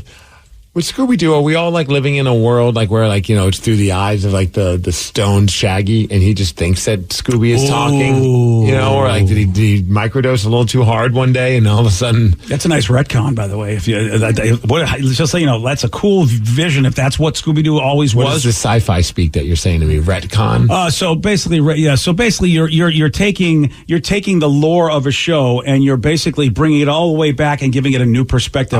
You're retconning what the show. So retconning is like you're changing what the show is about by creating a new narrative for what the show is about. You're fixing it in a way. Yeah. Because it does change a lot if you say, this is all just Shaggy telling us a story. The reason I bring it up is because people are saying that about the last Thor movie because everybody hated it so much because it was so silly. But people have decided at the beginning of the movie, one character starts telling you about it, and then he also ends the movie. And this character is that Stony Core guy that kind of is just crazy. And if he's telling the story, he's going to tell it through his own sort of, hey, let's party, have a great lens story. And so that's why Thor might be so silly. So that's a huge retcon for that, and maybe the same thing for Scooby-Doo. If you're saying Shaggy's just on acid, this whole thing isn't real. So Scooby never talked. He never wanted the snacks, and it's just they never solved nothing. None of this ever happened. Shaggy was just stoned. He's just hanging out on the couch in the living room, and he's pretending all this stuff is going on in his head. That's a fascinating take. It's possible. Someone did say Scooby-Doo did have crossovers with Batman and other heroes, so he does fit right in. Yeah, that's true. They did put Batman in there. That person says he's a superhero because he can eat a septuple deck sandwich in one bite. Yeah, there's that. I love it. That's Nick Castellanos is a guy that, man, he probably loved coming to Washington. Oh, yeah. And going to some dispensaries. All the pot shops. Yeah, he must have just loved that. That's great. So I said, can you imagine what people were thinking from other cities when they showed up and they saw all of our beer prices, though? Oh, yeah, I don't know. I can't even A/B it to other towns. I don't know. I haven't been anywhere else to see what the difference is. I know we charge a lot of money especially at ball games. Yeah, I just gotta think that everybody's paying that much. I just gotta think that. You think like in Cincinnati at a Reds game? You know they're what? dropping $17 for a cup of beer. See, since he's a smaller town, but you say let's talk about Arizona, let's talk about San Diego. Sure. Cities that are about similar in size. I gotta be thinking that. There's gotta be someone that made like a map or like a grid of all the beer prices at all the stadiums. Yeah, I feel like. I'm trying to think the last game we went to. I don't feel like the beer prices were much different than what we were paying. Were they when we went to Chicago? When we were at the old Comiskey, whatever they call it now? Dude, that was like 15, 20 years ago. Yeah, it was great. I felt like it was like still the same price. How am I supposed to remember what the prices of anything were? Did we remember it being super cheaper though than what we were paying at T-Mobile at the time? But I'm saying like recently the prices have gone through the roof. So you think it's an us thing? That's what this person's thinking. It's an us thing. Apparently, per ounce, the most expensive is the Los Angeles Dodger Stadium. Okay, 99 cents an ounce. Dodger Stadium, and we are at 33 cents an ounce. We're the cheapest. What? Yeah, according to this. And this is from this year. That's our beer, which people are complaining about how priced it is. Mm-hmm. We are actually the cheapest beer in stadiums. No way. Yeah. And even they did a grid on how much a hot dog and a beer cost at the game. Obviously, the LA Dodgers are at the top.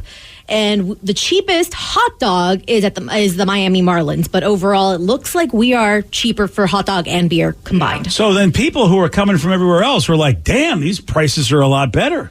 Isn't that weird? Wait, there's beer that's being sold for $4 on a Mariners game? Yeah. Oh, is that what you're doing the math on? The value beer. Because they have those value prices. Yeah, because I'm noticing it. I wonder if that's skewing this chart because they also did the prices of hot dogs. And Mariners are up there as one of the cheaper ones at $4 for a hot dog. And I'm like, I don't know. Value again. A Mariner dog is $8. I bought one last time. Yeah, that's right. I know that. Yeah, which would be one of the most expensive hot dogs. There we go. In Baltimore, theirs is $8.25 for a hot dog, and that's the most expensive. Okay. Oakland's also charging $8, but nobody's going to those games, so no one knows. That's why they're charging $8. Yeah. They got to make up that money somehow. They only have like 3 fans. Right. Wow. Okay, so that makes sense. It is cool though that you can get the value stuff. I don't know where do you get that? I was at the field and I didn't see. It's all over. A bunch of different spots around. So a bunch of different spots do have. Here's the value situation. Yep. So was it a smaller cup of beer? Yeah, it's like a 12 ounce as opposed to a pint. And then the hot dog, is it just like some cheap ass hot dog like you get at the store? I've never bought a value hot dog, so I cannot answer that. I know that the value, because I know at Lumen Field they have value popcorn, and that's what I buy Lily every time because she can't eat an entire thing of popcorn. Oh no, dude, those things are like this, they're like the size of a leg. Huge. The little value popcorn though is just the little bag that they used to serve at schools, and it's like $3. So awesome. That's perfect. Yeah, it's perfect. Yeah. For me, you got to get the popcorn outside the stadium because that can stay. It's tough to like your dogs and your food that you get on Occidental as you walk by and walk to the stadium. Which I always get my hot dogs out there. I just feel like that is the place to get a hot dog is out there on Occidental. You go to an alleyway, right? Is that where you get your hot dog? Yeah, he does. Well, it does look like an alleyway on Occidental, so why not? Oh, so instead, I went to a Mariners game, 2 beers, 2 dogs, and a popcorn, $20. Where'd you find the value? And $100 will get you parking at a game. How did I not notice that on the menu? I can't believe I didn't see it. Yeah. You just gotta look for them. It's not at every single one. You just as you're walking by, you just pay attention, and they usually have big signs that say value stuff here. That plus it's the junior Mariner dog for $4. Yeah. I did a quick search on MLB.com. You just look for value menu. They have a whole list of the items, how much they cost, as well as where you can find each item. Also, have you guys? I don't know when the last time you guys were at T-Mobile. They got like it's not an Amazon Go store, but it's like an Amazon Go store. Oh yeah. You just go in. You go in, scan your phone, and you can take whatever you want. And pretty leave. much a lot of the spots in at Climate Pledge. Ah, that's why they did it. Yeah. Okay. Yeah, if you have cash, you're screwed at Climate Pledge. Oh yeah, they don't take cash. They don't do it. Damn, man. Well, congratulations to everybody that paid $4. Do you think the Junior Mariner dog is just like a little smoky with like a piece of bread on it? Wouldn't that be awesome? Here you go, $4. It would be pretty. I would. Now I'm on the hunt to try it and see how it is. It was just like a basic hot dog. Yeah, it's a basic hot dog. Still, I mean, the kind you get at like a barbecue, like nothing like over the top elaborate, not like a foot long. I bet it would fill me up though. Nice, get a couple of those. You get double some the value. popcorn. I will say the Moto Pizza. You buy Moto Pizza, you get 2 slices. That does you. Those are because those are the 2 big square slices that they had. I was surprised. I had no problem eating 2 more. I did go to Little Woody's after. But of course it fills you up if you got a burger as well. Well, I struggled though. Normally when I'm at the ball game, I can eat a lot. I struggled to finish the Little Woody's burger. I was but like, you finished it. I did, but dude, I usually have pizza, burgers, hot dogs, chips. I mean, I go crazy.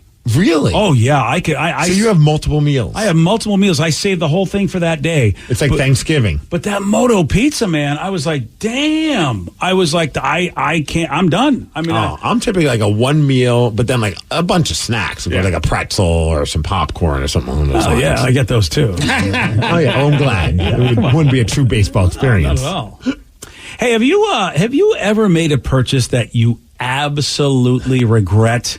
Oh, there's this great chat online of the worst purchases ever made. And what do you think made the list? Oh, I'm going to tell you. We'll do that at 8:17 on The Rock. BJ and Migs, mornings on The Rock, 99.9 KISW. Julian Greening here from Bellingham Ford Lincoln with some exciting news. The order banks have opened for the 2023 models and we have great deals for you. Ford F-150, Bronco Sport or Ranger, and we will lock in your price, lock in your 500 rebate and lock in your interest rate at 2.9 for 60 months on approval of credit. Custom build the vehicle you want and don't worry about price increases or rate hikes. Come see us at Bellingham Ford Lincoln on 1820 James Street or at bellinghamfordlincoln.com. 99.9 KISW, The Rock of Seattle. People are talking online saying, okay, man, I want to know, what's the worst purchase you've ever made in your life? A house. Not my current one. Not the one before that. Your first one. The Linwood house. Yeah. Without a doubt, the worst purchase I've ever made. God, I remember that for you. That was a tough one. Yeah. Yeah. Yeah, buying at the height of the housing market and being told by many people who claim to be very wise and smart, that this is a great investment. And then soon after that, the whole world crumbled. And I was like, I am in over my head. I am happy that I was not one of the people that told you that. No, you were not. Yeah, that sucked for you. Yes, Yeah, yes. We really didn't work together at that time. No. And It is what it is. I mean, obviously, I think when you cry about money you don't have anymore, but it was at the time, and I wish I could go back. If there was ever a thing where you could go back in time and tell someone not to do something, that would have been the time. Well, that's why it was stories like yours that really had me think that people just didn't understand that banks were not looking out for you when it came to the amount of money that they would loan you for things. I was dumb in my 20s thinking I'm doing the right thing. Yeah, but I would think this. I remember the stories. Like, we watch all the movies where people are going into the banks trying to get loans and they need so much and you have to do so much and so many hoops to jump through to get a loan. You would never think a bank would give you more money than you actually should have for a loan. And that's what they did during that time. Oh, absolutely. And then people got effed. It was just like, yeah, you really can't afford this kind of loan. Why would they give it to you? They should know that themselves by looking at your financial stuff. Then a T-shirt I bought online that wasn't the right type of material. That's right up there. But yeah, I feel like the house T-shirt. I'm going to go T-shirt's actually the worst purchase. Wasted money. Yeah. So here's some highlights while the rest of this fine crew are thinking about it. And Sarah, feel free if you want to come on in and tell us your worst purchase. A $250 Zune MP3 player instead of an iPod. They're gonna come back. I promise you. I kept mine. One day they're gonna make a resurgence. I have to tell you this. I was a Zune guy, but I got them for free. So I because we were at a partnership with Microsoft, and then they hooked us up with Zunes, and I love my Zune though. Yeah, and it was funny how I don't think Microsoft went far enough with their partnership with radio. Because that was the only way you were going to beat Apple at that point, is you were going to have to just get a massive amount of endorsers telling everybody how much they love the Zune. And I remember talking to some friends of mine who worked at Microsoft. They weren't mucky mucks, but I was like, guys, you guys are going to lose. Apple's huge. You've got to go full force at this. And they just didn't do it. And, well... You got to, and also brown. I'm not sure brown was the right color. That was my favorite Zune. Yeah. A brown Zune. Yeah, I don't know if which that was spurred a lot of jokes, but yeah that was. I know that was the first time I was able to you subscribed to a monthly fee, and you were able to download. It was before streaming became streaming, but it was basically that you were able to download all the stuff. Yes. And so long as you stayed as a subscriber, it would stay with your Zune. And as soon as you stopped subscribing, you would lose all that stuff. And I thought that was so revolutionary at the time. It was ahead of its time. I don't know if enough people appreciated that. It's one of those things. I think that might have been the first to do that. I could be wrong. I mean, there's probably some tech geek out there that's going to be no, actually. I don't remember. But I don't remember anybody else. That was one of the bigger... That was one of the biggest appeals for me as far as why I didn't ditch the Zune. I was I was with them till the end. I rocked with the Zune, kicking and screaming till they said, "We're done." Yeah, get rid of your Zune, Steve. Boy, the Zune and your house. Back. I feel like you really haven't made great decisions. No. Yeah. There's a dude that paid $20 to sign up for unlimited rentals at his local Blockbuster, and then they shut it down within a month. Ooh. Yeah, that sucks. I mean, $20 is not $250 in a Zune, but it still sucks. No. Yeah. It's not a new house. Yeah. So we're people are chatting online about the worst purchases they ever made in their life. And you guys, now this one I didn't do, and I'm so happy because I really thought I'd hurt myself. The shape-up shoes that I think Skechers had. Yes. Dude, I saw those and thought, I'll kill myself on these. What are you talking about? It's going to firm up your butt. That allegedly, but I was like, with my ankles, I didn't realize that regular people also would have a hard time with these. But I thought there is no way that I'm not going to fall and get hurt on these. I only knew women over the age of 50 something that were buying these shape up shoes. I don't know, and then you, I guess, but yeah, I didn't buy them. Okay, yeah, because I knew because someone paid $100 for a pair of those and then immediately sprained their ankle. And never wore them again. And I'm like, yeah, of course, if you're a weak ankle guy, this is a sprained ankle waiting to happen. I can't believe that even got off the creative, conversation, in a meeting. Someone's like, you know what, we should make curved shoes. And there was enough people to say yes, and then enough people to put it through production and put it on sale. It seemed like a terrible idea from the get-go. And then I think they ended up coming out and saying, hey, I actually didn't do anything for people.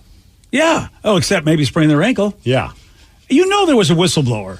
You know how there's been whistleblowers every time, but they get squelched because the big machine says we're going to go do this?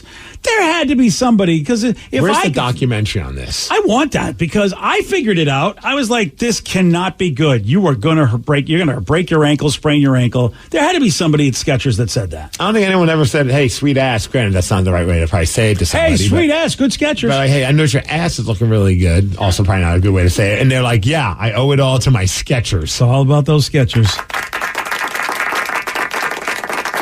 So, I dodged the bullet on that. I'm very, very happy about that.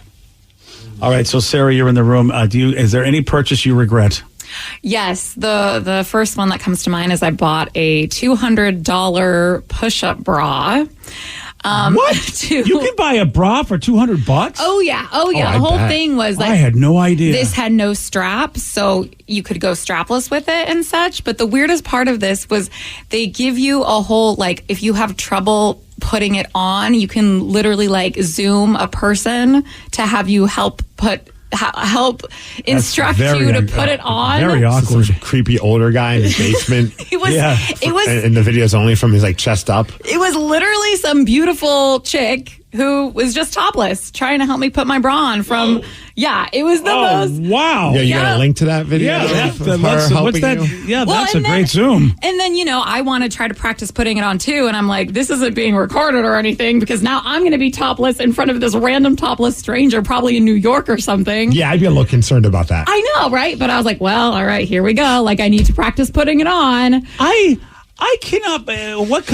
So the company that made this bra was like, Yeah, I don't think anybody will have a problem. We'll have a topless chick show you how to do this. That is like, I don't think I'd ever buy underwear where some dude in a schlangola is hanging out trying to teach me how to put on. Like, I would never have thought that whole concept would be something that somebody would put together. Yeah. Well, you have to place it just right because, I mean, some outfits, you need the whole strapless bra thing. But, I mean, a long story short, I never actually ended up wearing it. So that's a lot of dough. $200 just wasted. Right down the toilet. Yep. But I had a nice Zoom with a lovely lady.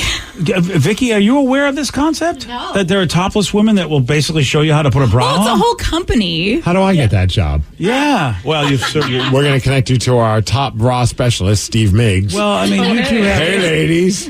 You do have great breasts. Thank you. Yeah, so maybe you could actually. Yeah. Push them up, baby. Yeah. Damn, dude. Everyone needs a little push up. So did you think it was awkward when you first? Did you know you were going to see Boob sure Girl? I knew it was awkward. Well, I was thinking like, how are they going to teach me how to do this without teaching me how to do this? I would think like a cartoon or some kind of like computer generated video that shows you how to do it. No, they have a woman who's probably just like hanging around, and then all of a sudden a little alert goes up, goes, oh crap, there's someone that actually needs my help. And they put down my teriyaki, and then goes over to the video and takes her top off and like, here you go, Sarah. That was literally it. First she started topless or with her top on, and I was like, oh, okay. And then she's like, all right, let me show you. And then what a beautiful! You're really showing me. If you're a chick into chicks, you're using that service all day long. All day. It's like people are going to go. Why can't Millie? Why can't Millie in Seattle figure out how to put her bra on? She calls in every day. She zooms us every day. This is the 7th time you've called us this week. Wow. Yeah. Are you ever going to get it? Right. Damn, dude. Maybe this bra is not meant for you. We'll send you a complete refund. Just stop calling us. Yeah. It was something else. Wow, that's fantastic. And I could do it with her teaching me and guiding me, but then when I was on my own, I couldn't get it right. Now I know why they charge $250. Reach out to her again. I could every time I try to go out. A $250 bra, but I get it. You got to have topless women hanging out to show them. You got to pay them. Yeah. She got college to get through. Yeah, exactly. Damn, only in America. You know what I mean? You don't see, if you don't ask questions, you don't know what's going on in the world. I had no idea that process was happening. That's pretty funny. Yeah, it was an experience. Some of the worst purchases I've ever made in my life, it's actually my current car. It's not the car itself. I love my soul.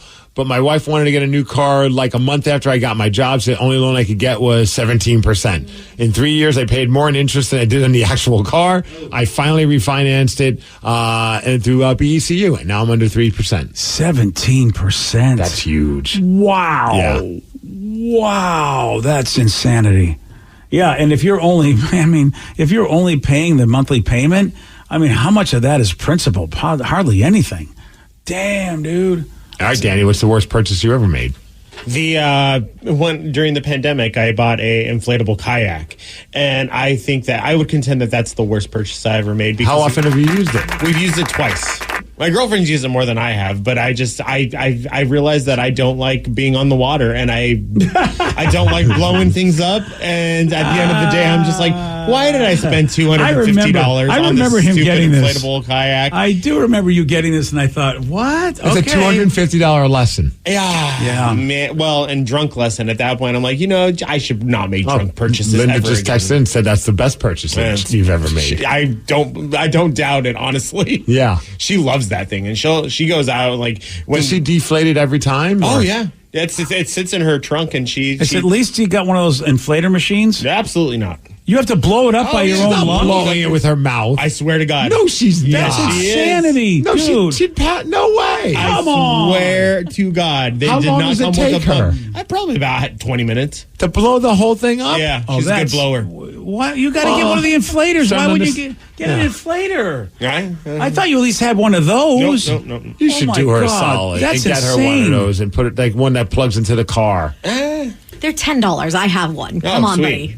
All right. Danny's still not going to do it. I don't care. I don't use it. I'm not here to cast judgment and put allegations out there about your lovely girlfriend. Yeah. But I feel like she's got a blower and you just don't know it. Well, maybe. There's no way she's blowing that with her own mouth. I've seen her do it.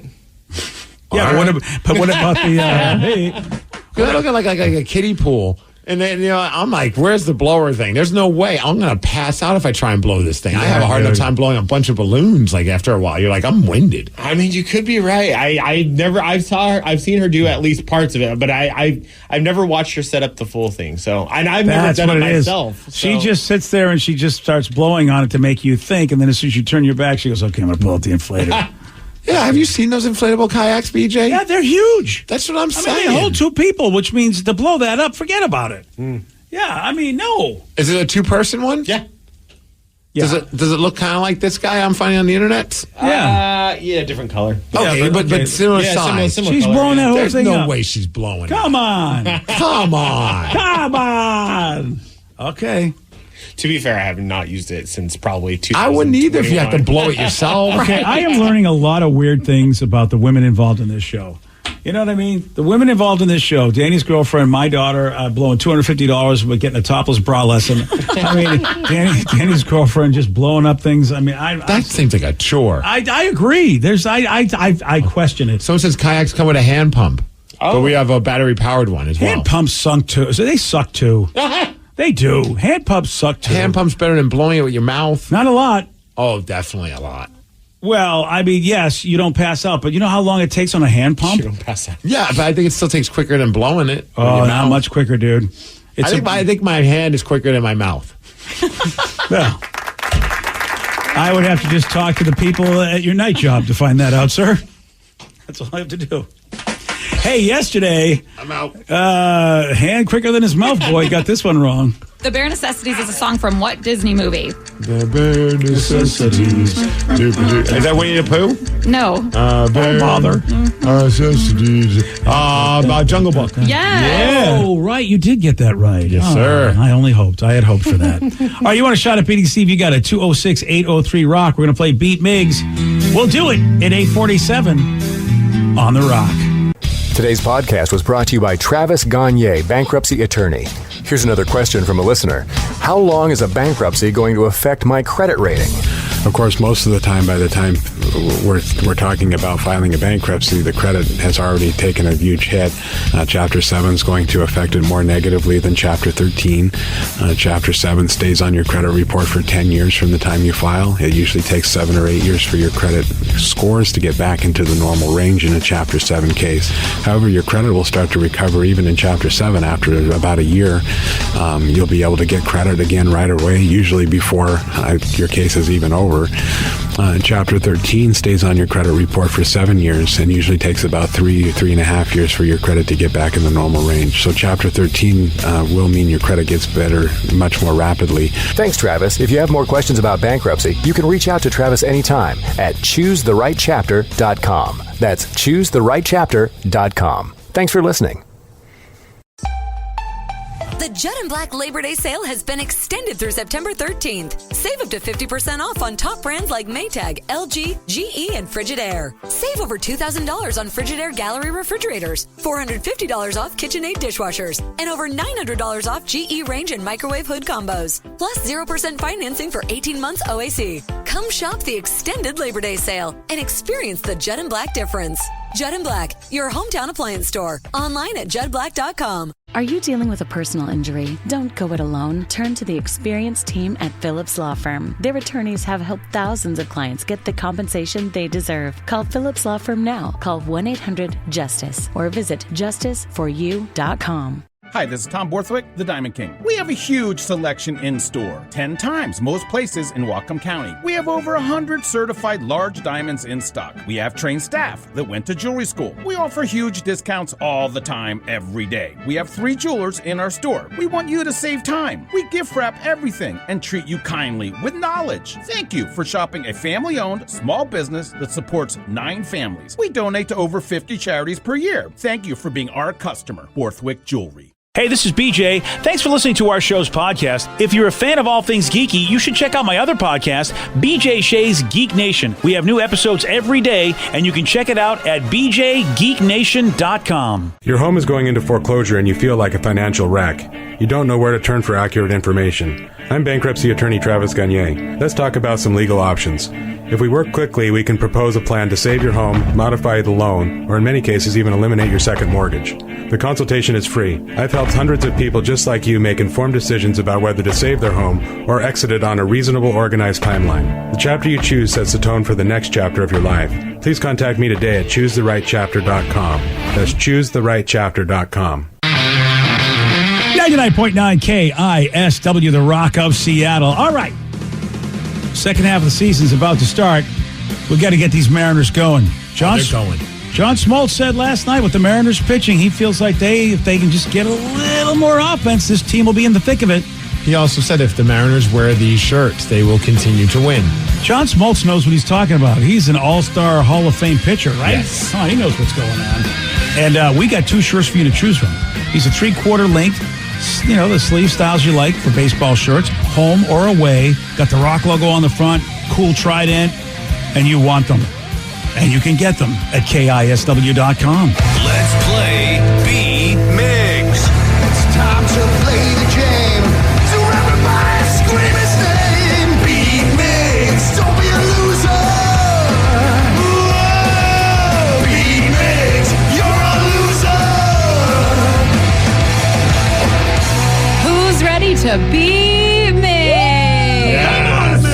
I know Zach from Tacoma is. Zach, are you there? I'm here. How's it going, guys? So good. How are you? I'm pretty good on the way to work. Oh, that sounds great. All right, Steve, now get out of here. Goodbye. For those playing at home, Zach has 60 seconds to answer 10 questions. You can pass all you want, but you will only get 3 guesses per question. Are you ready? Good. I am. Beginning with C, having an extreme or irrational fear of confined places is called what?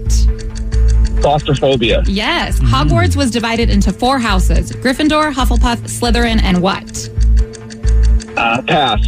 Animals that sleep during the day and are active during the night are called what?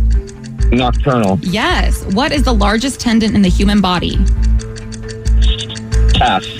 What color is the black box on a commercial airplane? Black. No. Blue. No. Purple. No. What number did the Mariners retire in 2017 in honor of Edgar Martinez? Which was the first Nintendo console to use optical discs?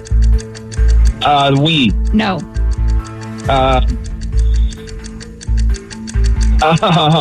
Pass. Johnny Depp is famously afraid of what? Spiders? No. Water. No. 2 correct. Drop the deuce, Zach. You dropped a deuce. Yeah. I had a lot of faith there in the beginning. I did too, but man. And then it just kind of went downhill. I think the Harry Potter question might have thrown him. It threw me for a little bit. Did it? I finally figured it out, but it threw me. Like, how do I not know that? I know, it really makes you think. Oh, I mean, Danny was probably like, of course, how does anybody not know that? But I didn't. I don't think Steve will know it, to be honest. Oh, if he knows this, if he gets this, I might have to call him the Luck Bomber of the Year. Luck Bomber of the Year. Because you don't know anything about this particular franchise, really. Okay. Let's see. All right. Steve, are you ready? Oh, yeah. Beginning with C, having an extreme or irrational fear of confined places is called what? Claustrophobia. Yes. Nice. Hogwarts was divided into 4 houses. Gryffindor, Hufflepuff, Slytherin, and what? Dumbledore. No. Nope. Hodor. Hodor. Zilkador. No. Animals that sleep during the day and are active during the night are called what? Bats. No.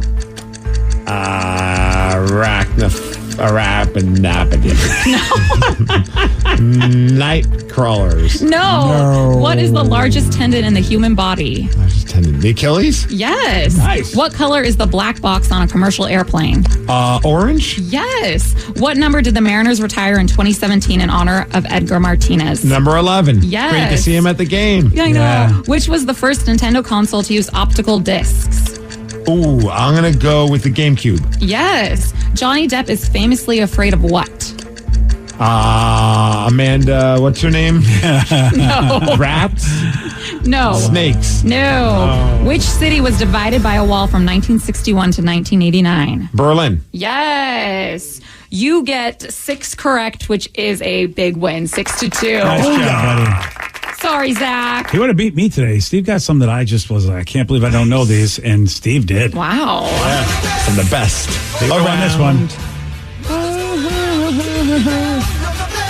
My brain is not working today. These are all things I should know, and I did not know them. Okay, Gryffindor, Hufflepuff, Slytherin, and... Danny? Ravenclaw. Yes. There you go. Duh. Yeah. Come on. Zach did get that animals that sleep during the day and active during the night are nocturnal. Nocturnal. I could not think of the word. You sure couldn't. Yeah, but now that you say it, I know it. And Johnny Depp is famously afraid of what? How famous is this? I don't think. Does any of us know? It's a very common fear people have. Heights?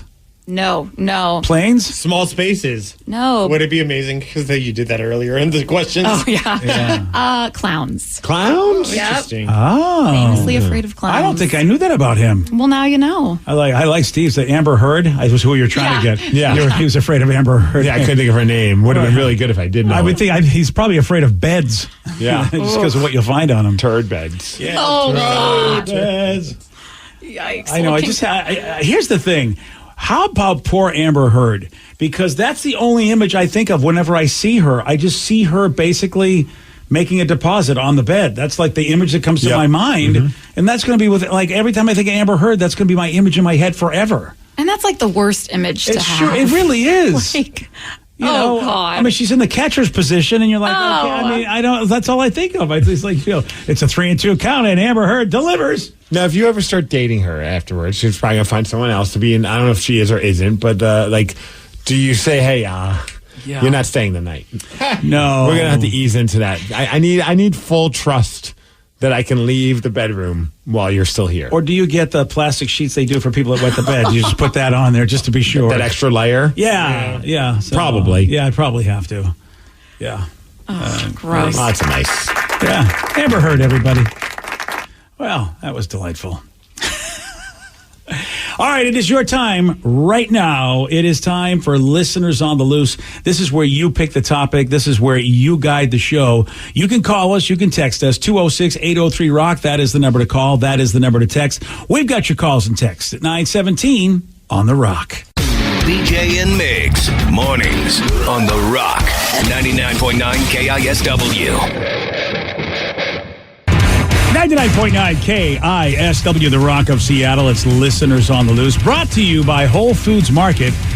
Listeners on the Loose. You pick the topic. You guide the show. 206-803-ROCK. The number to call. The number to text. Make sure you follow Steve's rule. It's a simple rule, BJ. Show some energy and bring it. Otherwise, we're going to have to gong you. And then say goodbye. Goodbye, old friend. 206-803-ROCK. That's the number to call. That's the number to text. Andrew in Kent, you are on The Rock. Hey, guys. How's it going this morning? Morning, Andrew. What you got for us, buddy? Well, I wanted to have a quick conversation about this whole Washington thing. Oh, yeah. Big controversy we started earlier today about where did it come from, Washington? Because people swear that it's not a native thing.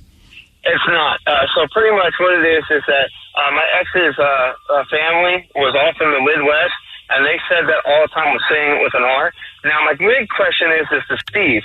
Steve, when you first moved to Puyallup, how did you say it? Puyallup. Right, but when you look at it, what does it look like? Puyallup. I rest my case. I'm not sure what that even means. Cool. Yeah, I don't know what that means. That was fun. Okay, just is he trying to go back to why is Worcester and Gloucester the way they are? Maybe. Oh, that's what he's probably going back to. Because you were like, why do they spell Worcester WORCESTR but in Massachusetts? Still close enough. It still has a PUY. I don't know about that. Puyallup is tough. I have some friends and family in New Mexico who I used to have family that lives in Puyallup, and they were like, it rhymes with Gallup. And I was like, what? And they were like, yeah, there's some town in Washington that rhymes with the city Gallup. And I was like, yeah. I don't know what that means. And they're like, I don't know. It was just they thought it was the weirdest pronunciation of it. I remember when seeing forever ago, Kid Rock played the Washington State Fair, the Puyallup Fair at the time, and he was just like, "What's up, everyone?" in I was like, oh, dude, you should have just said Washington. Or just do what every band does, and they say, "What's up, Seattle?" even if they're in Auburn. Yeah. Well, I found one, by the way, because you were like, there's no place that you know around here that has a weird... You did. Yep, you found Sequim. it. Yep, Sequim. Yep, also stupid. Well, They should have just spelled it squim. I feel like that might be a Native American word, though. So I don't know. Maybe okay. Well, that's fair. And therefore, therefore, the pronunciation might just be, that just like you see. I never understood. I never understood though when they take foreign words and spell them out in English that they don't spell them out the way they sound. Yeah, I don't know. It's like, if it really is squim, or is it sequim, and we have just made it go fast, like squim, just like Mumbai. That's why they started calling Mumbai Bombay, I think, because the Brits just couldn't pronounce it the way the Indians pronounced that name, Mumbai. How funny. Yeah, so it's hard to know if squim is really our fault, their fault, everybody's fault. What they got me when I first moved down here was Snoqualmie. I had no idea how to say it. That one seems easy. It seems easy, but for some reason in my brain, it just, I to be honest with you, I can't even remember how I almost missaid it, but I heard somebody say it, I was like, oh, that makes sense, Snoqualmie, but it just didn't sound right in my brain. There's Snoqualmie. There's also a Native American town or named town up in upstate New York near Rochester called Irondequoit, and that was a tough one for me to pronounce. Yes. I could not get that one right for the longest time. Well, anyway, it seems like we're blaming the Midwesterners for Washington, that it's a Midwestern accent, and because of the influx of so many Midwesterners, because here's the thing about the great state of Seattle, is that 50% of the people who are here are not from here. And we're a very transient city for that reason. I don't know about the, north, south or whatever, but Seattle itself has always been half the people ain't from here. And that does bother a lot of the natives, including how people are saying their state wrong. And I always thought it was a Washington state accent my whole time. We even put it on Twitter and everybody's just like arguing about it. It's funny how everyone's like, no, that's not how it's said. Yet I know I have walked in and talked to many people who are from here who have said Washington. Well, and they're not saying it to be funny or ironic or anything like that. Yeah. So I feel like I am now officially saying that I'm no longer going to say Washington. Man. I'm going to do my best. All right. Well, what if we make these T-shirts? Oh, I'm going to have to, aren't I? Yeah. Like someone even just said, hey, if you guys make that Washington T-shirt, I'll buy one for my whole crew and we'll wear it on the same day and take a picture. Okay. That's enough to get the T-shirt done. Yeah. I don't know how big is your crew. Yeah. But I do know what it's like for people. Like I said, the town I grew up in, nobody said the name right, and I was so pissed off. Like all of us that lived in the town were so irritated that nobody else in the Boston area could say our town right. And it's like, we're in the same. How do you not know how to say it? And they just never could. And so I get Washingtonians being like, we're not Washingtonians. Damn it. We didn't make this up. It's the idiots that came here. Did you see the badly photoshopped image I made of Washington? Oh, and you got the state in there. Good idea. I don't know if we'll ever make it into a T-shirt, but I sure as hell put some time into this. Yeah, you did a good job. The outline of the state, and then Washington with the KSWR for the R in Washington. I think it looks good. I'd put it in the rock shop and smoke it. Yeah, I would actually wear that shirt because I think it's a cool looking shirt. Now they'll probably clean it up a little bit, but it still looks. Well, good. I hope so. I mean, I did this on paint. Remember once I made a T-shirt? We came up with a shirt idea, and it was like one of those the stick figure to spoof the stick figure that people put on the back of their car. Yes. So I was like, this would be a really funny bit, like all the members of the show in stick figures, like kind of like how people have them on the back of their car. And I sent it to like the design people here. I'm like, here's the mock-up. Go with it. And they decided to just go with the mock-up that was done on paint. Every time I see that shirt, I still have my wife uses it as like one of those shirts she puts over her hair to help it dry. Yeah. And I see that thing, and I'm like, I still can't believe that they put zero effort into like cleaning this up. I don't know if I have that shirt. Dang it! Did I miss out on getting that? Because I'm sure you had it. I gotta go find it then. It's probably somewhere. Yeah, because that was I forget about that. That was a fun shirt, and yeah, it was hysterical that they were like, yeah, we'll just let Steve's version be the one. Sure, Danny. This was legit done on Microsoft Paint. I love it. With a mouse, and I just drew the stick figures, and they're like, yeah, we couldn't recreate how bad it looked. Yeah, so we just went with your version. That's Great way. All right, cool. That's awesome. It's listeners on the loose, 206-803-ROCK. That's the number to call. That's the number to text. Tom in Seattle, you are on the Rock. Hey there, guys. Hey, what's up, buddy? Hey, talking about the pronunciations of things, when my first vacation up here, my wife and I were traveling around, and she saw the name, all the Native American names. She wasn't sure how to pronounce them, and then she saw Spokane on a sign, and she's like, oh, Spokane. So that's out east, right? And I was like, what are you talking about? She's like, Spokane. And I'm like, that's Spokane. I like She might Spokane. be listening right now, so sorry, honey, I love you. It sounds fancy. Spokane sounds great. I mean, a lot of us, you talk about Oregon and Oregon and Oregon. I always called it Spokane. From the East Coast, because that's how it's the Kane. It's so that is another. So there are some Washington towns that have weird pronunciations. I thought it was Spokompton. Spokompton, baby. Yeah. So there you go. So you got that. So you can't just make fun of Worcester and Gloucester in Massachusetts anymore. Fine. The French rests. Yeah. Thank you. Thank you very much. That was awesome. But I've always wanted to. They have like Gloucester, but I don't know how they call it in England. That's another Esther. Oh, it's Gloucester. It probably is Gloucester. It probably is. Know. Have you seen how they there's a person? You see how they spell Seamus?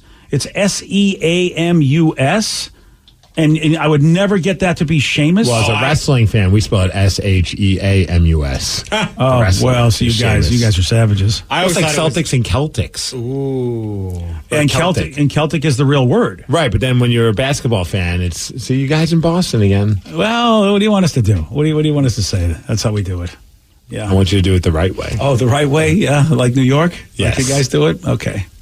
It is listeners on the loose, 206-803-ROCK. That's the number to call. That's the number to text. So today, as for my fellow nerds, BJ and Vicky, what was your reaction when you saw that Hugh Jackman was finally rocking his yellow and blue Wolverine costume? Ryan Reynolds deserves a Lifetime Achievement Award for finally pulling this off. I am not as big of a geek about this as Vicky is. Vicky just loves the whole thing. He doesn't have the headpiece that he had in the comics, so it's not that weird looking, sort of Wolverine headpiece. But at least not yet. Oh, you think it's going to be? We don't know. This is going to be. It looks rather silly. I don't know how they would make that's that. That's kind of how I know Wolverine is in that yellow and blue. It's kind of like, that's why I don't like Aquaman without the Aquaman OG outfit.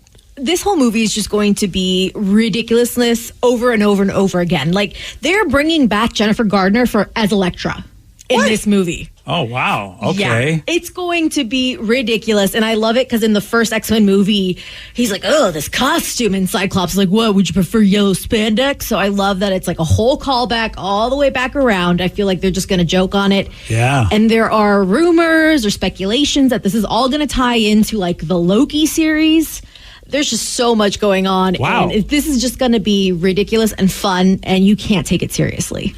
When is this coming out? I think sometime next year. Oh, okay. So the Loki series is going to tie into it then? Is that where we're going to get a little piece of that in the upcoming Loki thing? Rumors are going on. Yeah. There's just so much going on. People were excited about that. Of course, last night during the All-Star game, they let everybody know. I didn't know this. Maybe people knew this was going to happen, but they let everybody know there was a new Ahsoka trailer. Mm-hmm. And so I'm like, what, huh? Ahsoka from Star Wars. Oh, okay. Yeah, and this is how they did it. They would say, "Go online and watch it." They gave you a little piece of it in the commercial in the All-Star game, but they were like, "Go ahead and watch it." Yeah. So, which I did. I eventually went and watched it, but So Hugh Jackman never wore the yellow and blue. No, ever. It was always a black leatherish kind of thing. That was never even made that connection. I just assumed in my head that he at some point had that outfit on. No, which is interesting because that yellow outfit is similar to what the X-Men way back in the day used to wear. That's what I know in the 1960s. And also when I was growing up and being a fan of like Wolverine and the X-Men, like that was what they wore. Yeah, or that's what he wore. Well, then he had this orange and brownie thing. Didn't he wear something like that, Vicky, when the X-Men stopped wearing the same clothes? Yeah, he ended up it was kind of like an orangish brown, I think, with yellow or black, and then he did like his kind of caveman outfit for a little bit. Yeah. He's had a lot of different variations. There was one where he went by patch, where he wore an eye patch and was missing a hand. Aye. Yeah, there's been so much Wolverine stuff. Vicky is a big Wolverine fan. Mm-hmm. Let me just say that right now. Hope someone wants to know anyone not take advantage of Amazon Prime yet. I'm telling you, I am not hyped up over that day because there never seems to be anything that I really want. That's the same here. Like I'm like, I needed this and this, and so I look it up. I'm like, oh, those aren't Prime deals. So, No. And like I just don't have that patience of just scrolling through Amazon to see. Although I think we are getting a little like mini like vacuum cleaner for a car. Oh, congratulations! I think So you are getting something. Yeah, we did find something. But I don't even know if it's a good deal or not. It says it's a good deal, but it's kind of like going to Hobby Lobby where it's like everything is on sale. Yeah. The moment they put it on the shelves, you're like, how you just put out your Halloween decorations and they're already on sale half off? Yeah. At what point are you going to just stop playing this game with me? I literally put something in my save for later in my shopping bag because I was looking for new bags for when I do craft fairs and give people bags. It was $20 and it shot up to $34. And then literally the next day, it's like, hey, this price went down $13. It is $20 again. I heard that's like right now the big controversy is that there's a lot of things that got marked up just so that they could bring them back down. And say that they were brought down. For Amazon Prime. Mm-hmm. I'll tell you right now, Amazon, with the way they do their business as far as pricing is concerned, it's pretty genius. I mean, they've always been that's been their thing is that their price manipulation, one way or the other, has always allowed them to really, get the business. And is it fair? Is it not fair? Lots of super, super smart people have gone and had big governmental discussions about how Amazon does business because they're so afraid of how it has such an impact on the future. I'm the idiot that does go to Hobby Lobby and says, "Oh, look at the outdoor furniture. It's only $200. It's down 70%." And it's still $200. Yeah. And I don't know if you just originally said, if they didn't say it was a sale and they just said this is $200, I might have been like, that's a lot of money for this furniture. But because they have the 50% or 70% off, I'm like, we'd be idiots not to buy it. Dude, that's how they get you. Yeah, well, they didn't, thankfully, because my wife is not as dumb as her husband. Your wife goes to places with you that she's like, he will pull the trigger. Yes. I have to be there. Yes. She knew you were going to get a car, but also knew you needed a car. Yes. So you probably felt like, oh, this is cool. She let me go by myself. But she knew. She knew that, it's okay. We need a car. But she still said, you're not planning on buying this car today, are you? As I'm signing the paperwork, saying, I'm a little late on that, babe. I'm going to tell you something. Kind of bought it. I'm going to tell you something right now. I'm going to tell you, they say that kids manipulate, when you realize kids are manipulating you, it's been maybe 6 months. Yeah. Dude, I think your wife makes you think that you're getting away with something. When in reality, you're getting away with nothing ever. She said, when I finally got to the house, I'm like, I'm sorry. I just got caught up in the moment. I wasn't planning. She's like, I knew full well you were going to buy a car today. She knows what's up. I'm like, well, I didn't even know. Oh, yeah. That's why your wife will only let you go to certain places that she approves of. If you don't know what you're doing, she can't let you run loose. No, that's why when she sees me on my phone and if I'm looking at something, she goes, what are you doing? I'm like, I'm just looking. She's like, I know you. You just looking means eventually if they have a PayPal option on the purchase thing, so you don't have to get up and get your wallet because you're too lazy to do that. I can't even imagine how many things I would have bought if I could get up and if they didn't, if they had a PayPal option. With that said, and Vicky does like a good search because she'll be on Amazon Prime, I'm sure, looking for stuff. Oh, yeah. If you see an ice maker, which I know I don't need. What kind of ice maker? Yeah, the little ice balls? They're called the nuggets. Those are the best. If those are the best ones, if they got one at a decent price. I think Costco has one because my buddy's got a Costco one. They're a little bigger cubes. Not the nugget cubes, but the nugget cubes are great. I'm just an ice whore. I just love ice. And your refrigerator doesn't have ice, does it? No, it does. Oh. I mean, but the thing is not enough for me, though. And then whenever I go to my buddy's house, I go over there, I always have to ask them because nobody is as much of an ice insane person I am. People always run out of ice when I'm there. And I'm like, how do you run out of ice? But they never have enough. And I'm like, I guess it's me. It must be me. Yeah, I'm not an ice guy. I love ice. I don't know. I bought my wife an ice maker for Christmas because she's such a fan of ice. Okay, see, there you go. What did you get her? That ice ball thing. Okay. I don't know what the hell it's called. Oh, it's makes a big ball. No. Oh, it's the nugget maker. The little balls. It's like the little balls. We talked about this for 2 months. I know, but there's the big ball one too, Danny. You know that one. That's what you put in your fancy drinks. No, but Steve was talking about how she wanted the little balls for so long. I just wanted to be sure that I knew what we were talking about. I can't remember everything Steve says. Little balls, man. Little balls. I can get you a Snoopy snow cone maker. It's a machine like this, right? It's something like that. Yeah, I don't want trays or anything. I just want the machine. You open it up and there it is. They got one right here. It's $199. It was $279. I don't know. Where are you even on Amazon? Oh, there you are. Found you one for $109. It's a Prime exclusive deal, and it's like those. It's like that's like my small buddy. balls, but that's my buddy's thing. It's like the ones with the holes in them. I don't mind them.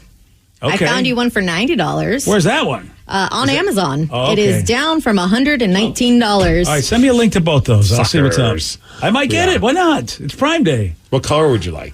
You get colors? Yeah, I see you as kind of like a pastel teal. We have a stainless steel kitchen. I mean, everything's stainless steel. So got that for you there, right there. $95 for that. Do it. I'm not doing. Stop. Can you at least show Vicky the link so she can get it? I mean, you had it on your screen. Of course. All right. It's listeners on the loose. You pick the topic. You guide the show. Like I said, I don't get myself involved in Prime Day. I get other people to do it. Until today. 206-803-ROCK. That's the number to call. That's the number to text. More of your calls and texts at 936 on The Rock.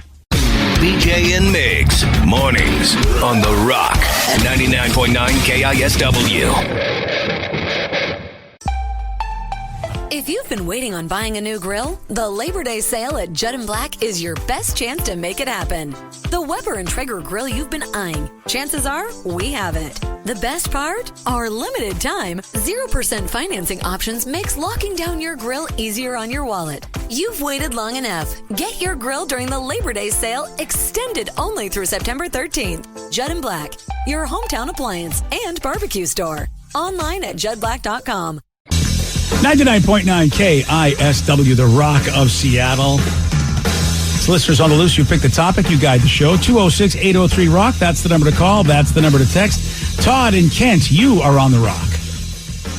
Good morning. I'm talking about, the earlier you were had the old Washington.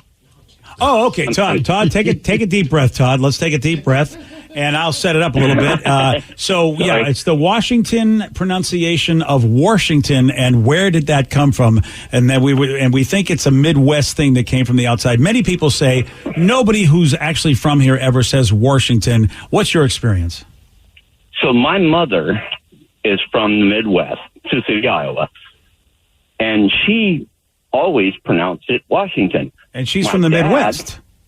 She is. Okay. And my dad is from Texas, and he washed his hands, and he as a caller said earlier, he washed his hands, and it was Washington to him. I love this. And I don't know if that's just a mental thing or whatever, but if you put those four letters together, it's got an extra one. Well, now, I don't know if we have any Southern listeners, Todd. Thank you for that. But if there's anybody we'll have to see what they say. We're going to have to ask people, can you tell me what you do to your hands? Although, like the Texans weren't. You're going to ask those questions? Yeah, I will see if anybody says, what do you Warsh? do to your hands? Or just ask them, hey, who's the first president of the United States? Oh, that's even a better question. Yeah. And if they go, Washington Buckaroo, then we're going to Washington Buckaroo. Because that's how they talk down in Dallas. Uh-huh. Yeah.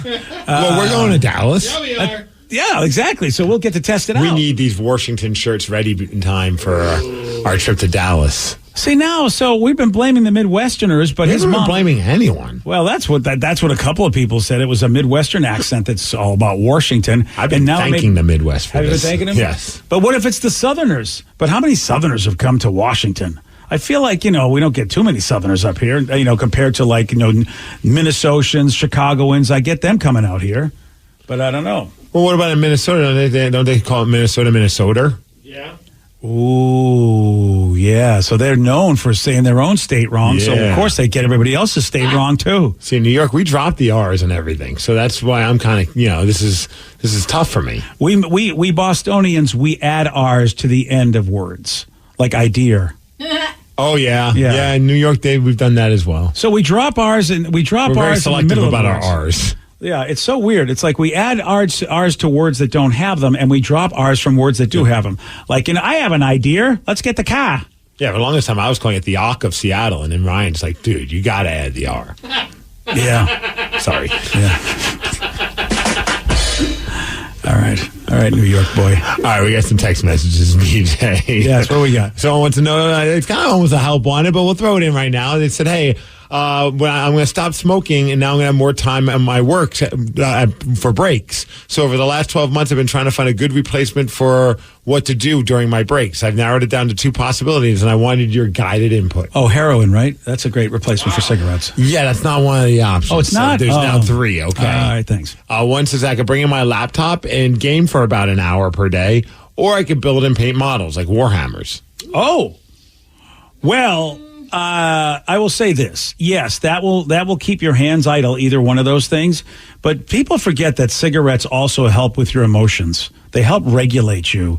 And hopefully you know that you need some sort of replacement for that. I think a lot of people forget what cigarettes do because they don't realize it. They don't realize they go out for a smoke and it really calms them down. Okay. And so even though that other stuff works, there's something inside that cigarette that But they're asking about just what to do during their downtime. Well, I'm giving him even a little bit more advice. Oh, okay. Well, I knew a dude that decided to stop. He went on a diet and he stopped smoking. And I'm like, man, that is a lot to do. Do you have a replacement? Like people that go to AA, it's no surprise they say, here's some coffee and donuts. They know you need something, okay. So yes, it's good to I think that the Warhammer stuff is cool. I think that's really cool. If you like that, get that done then, because you can always play video games. But I think, man, there's nothing better than having those minis done. A lot of people take pride in how they do their minis. All right, so today I saw the new Mission Impossible last night in IMAX. It's on the level of Top Gun Maverick, and it's easily the best movie I've seen this summer. It's fun, clever, amazing stunts, and Tom Cruise, he runs a lot per usual. Much aloha from Ty, now in Arizona. Okay, yeah. I'll tell you this. I haven't heard a bad thing about that movie. And Tom Cruise never disappoints when it comes to action films. And I think people are superhero fatigued that they will go out there and support something like Top Gun. I'm making a prediction. This will be the biggest movie of the summer. Top Gun? I mean, not Top Gun. Mission Impossible? Yeah, I think it's going to be. I don't think that's like a crazy prediction to make. Well, I would have thought Indiana Jones. Oh, if you asked me, Indiana Jones or Mission Impossible, I would put all my money on Mission Impossible. Oh, really? 100%. Oh, I would have lost that bet because I would have said Indiana Jones. No, man. Yeah. Harrison Ford versus Tom Cruise. Look, I like Harrison Ford. Yeah. He ain't no Tom Cruise. Well, it turns out you're right. Well, we'll see. We don't have box office numbers yet, but I got to think it's going to make more than $60 million. I bet it triples it. Oh yeah. Ooh, 180. Oh, that's a lot. You said it. All right, I'm going to do breakfast. Okay. No. Okay, coffee. Maybe. What? Maybe. You're not going to go with this? You're not going to stick to your 180? Coffee. We'll do coffee. All right, we'll do some coffee. Yeah. All right, let's go to Rob in Tacoma. Rob, you are on the rock. Hey, what's going on, guys? Not too much, Rob. What you got for us, buddy? All right, so you guys were asking about if there's anybody that's from the South that could chime in on this. And I'm not from the South. I did some time in the Navy, and I spent 7 years in North Carolina before coming back to Washington. Okay, this is perfect because North Carolina's got the accent. Oh, yeah, they do. And especially if you talk to some real deep South guys out there, you'll hear the Washington come out. And during my time in North Carolina, I traveled all around the South. Georgia, South Carolina, Texas, Mississippi, the whole nine. So we're getting it's everywhere. How did that? It's everywhere. How many? I would love to know, Rob. I think you're onto something. I would love to hear from some natives of obviously the state of Washington because it does feel like it's a Southern thing. Because I was just thinking about the Midwestern accent, and they say like heart attack. That's their kind of thing. That's their accent. There's no war. What's that? Heart attack. I'm having a heart attack. And that's a Midwestern thing that they Rochester. That's how Rochester says Rochester because they've got Rochester's caught between sort of like a Midwestern and a New York accent, and so Rochester Buffalo is like Rochester. That kind of a thing, and I don't think it's the Midwest. It might be the South. How did we let the South invade the state of Washington and let it call it that? I think he might be onto something. All right, let's go to John in Edmonds. John, you're on the rock. Hey, how's it going, guys? All right, First time John. caller. Are you? Thank you. Appreciate that because we need to get to the bottom of this. Oh, this is more about Washington? Of course. Oh, my gosh. Here we go. Of course it is. All right, what do you got for me, brother? I'm washing I my live hands here in this whole Edmonds thing. now, and I grew up in central Missouri, like about an hour or 2 hours south of Jeff City. Okay. Just south of the Mason-Dixon line. You got a little accent where that is? Is there a little accent, a little Southern accent down there? Oh, the huge accent. Okay. I moved up here about 10 years ago, and I went back to visit for the first time like last year, 9 years later. The difference in speaking is insane. Everyone says wash. My grandparents, brothers, sisters, uncles, everyone. I never heard a single person say Washington. It was all Washington. All Washington. Wow. And I was born in Washington, Missouri. Okay, But so Eric- it's Southern, Steve. It's the Southern. So if you're going to get hash browns, do you call them harsh browns? That's different. That's No, just that's straight up hash. hash browns. See, you got ha Or and not taters. aw, and that's the weird thing. I bet they do say hash because it's a whatever you call that a short a. I don't know what the aw is when that kind of a is. I just want I want some harsh browns. You want some harsh browns? I think that when you take a listen to that, do you really want harsh browns? I don't think you do. Yes. That's what Joey D's had this past weekend because he had such a bad time. Now, let's not get crazy. Okay, fine. All right, we have a big question to answer. And we're probably, this controversy is not going to die, but make those T-shirts. Yes. Those T-shirts. We have to get to the bottom of where Washington came We'll from. never get to the bottom. We will. I feel You like ask we 20 can. people, 20 people have different stories. I think it's the South. I'm blaming the South. All right. Heart attack. It's a heart attack. Heart attack. You got that, the Bears. You got that whole bit. I don't think it's them. All right. Here's a big question for you. What do Ryan Castle and a cheeseburger have in common? I'm going to tell you at 9:50 on The Rock. BJ and Migs, mornings on The Rock, 99.9 KISW. And now, the Ryan Castle question of the day. What do Ryan Castle and a cheeseburger have in common? They're cheesy. Yes. Yep. That's easy. Easy cheesy? Someone said BJ loves stuffing both in his mouth. I do. Wow. BJ enjoys one of them at the Mariners game as well as pizza. Yeah. Yeah, I like stuffing the cheese in my mouth. Something little Woody's, LOL. Something. All right, I don't understand this, but then again, it's in Thailand. So, every country has their own cuisine where you go, really? Burger King is selling a new burger in Thailand that's not really a burger at all. They're calling it the real cheeseburger, but there's no meat. It's just 20 slices of American cheese. And their ads make it look like it's melted, but I guess there's a video of a dude online where most of it is not melted. It's like a giant grilled cheese just sandwich. a brick of cheese. Yeah, it's. I kind of would like to try that, though. If I wasn't... I don't hate it. Yeah. I don't like American cheese that much. I could see maybe some other kind of cheese, but not American. Communist. I know I'm weird like that. I have a lot of friends that What's the matter, BJ? You don't like America? America! Yeah, I like French cheese. Why wouldn't they just call this a big grilled cheese sandwich or something like that? That's a good question. I don't know. It's Thailand. I don't know what they're doing. Ryan Castle, he doesn't know what he's doing, but he does have a 12-pack. BJ and Migs, mornings on The Rock, 99.9 KISW. Today's podcast was brought to you by Travis Gagne, bankruptcy attorney. He's here right now and has agreed to answer more of your questions about bankruptcy. How much does bankruptcy cost? Well, bankruptcy costs, of course, vary depending on what type of case you're filing. There's a certain amount of court costs and other out-of-pocket costs that you're going to have in any case. The filing fees in a bankruptcy case are about $300, whether you file Chapter 7 or Chapter 13. One of the things to watch out for when you're shopping for bankruptcy attorneys or looking at the different cost options is that a lot of times, especially the really cheap places, don't tell you up front about all the court costs and whatnot that you're going to have to pay in addition to the attorney fees. So make sure that you get the full picture when you're comparing prices of bankruptcy lawyers on what the attorney fees are, how much your court costs are going to be, so that you can really make a true comparison. Thanks, Travis. If you have more questions about bankruptcy, you can reach out to Travis anytime at choosetherightchapter.com. Julian Greeding here from Bellingham Ford Lincoln with some exciting news. The order banks have opened for the 2023 models and we have great deals for you. Ford F-150, Bronco Sport or Ranger, and we will lock in your price, lock in your 500 rebate, and lock in your interest rate at 2.9 for 60 months on approval of credit. Custom build the vehicle you want and don't worry about price increases or rate hikes. Come see us at Bellingham Ford Lincoln on 1820 James Street or at BellinghamFordLincoln.com.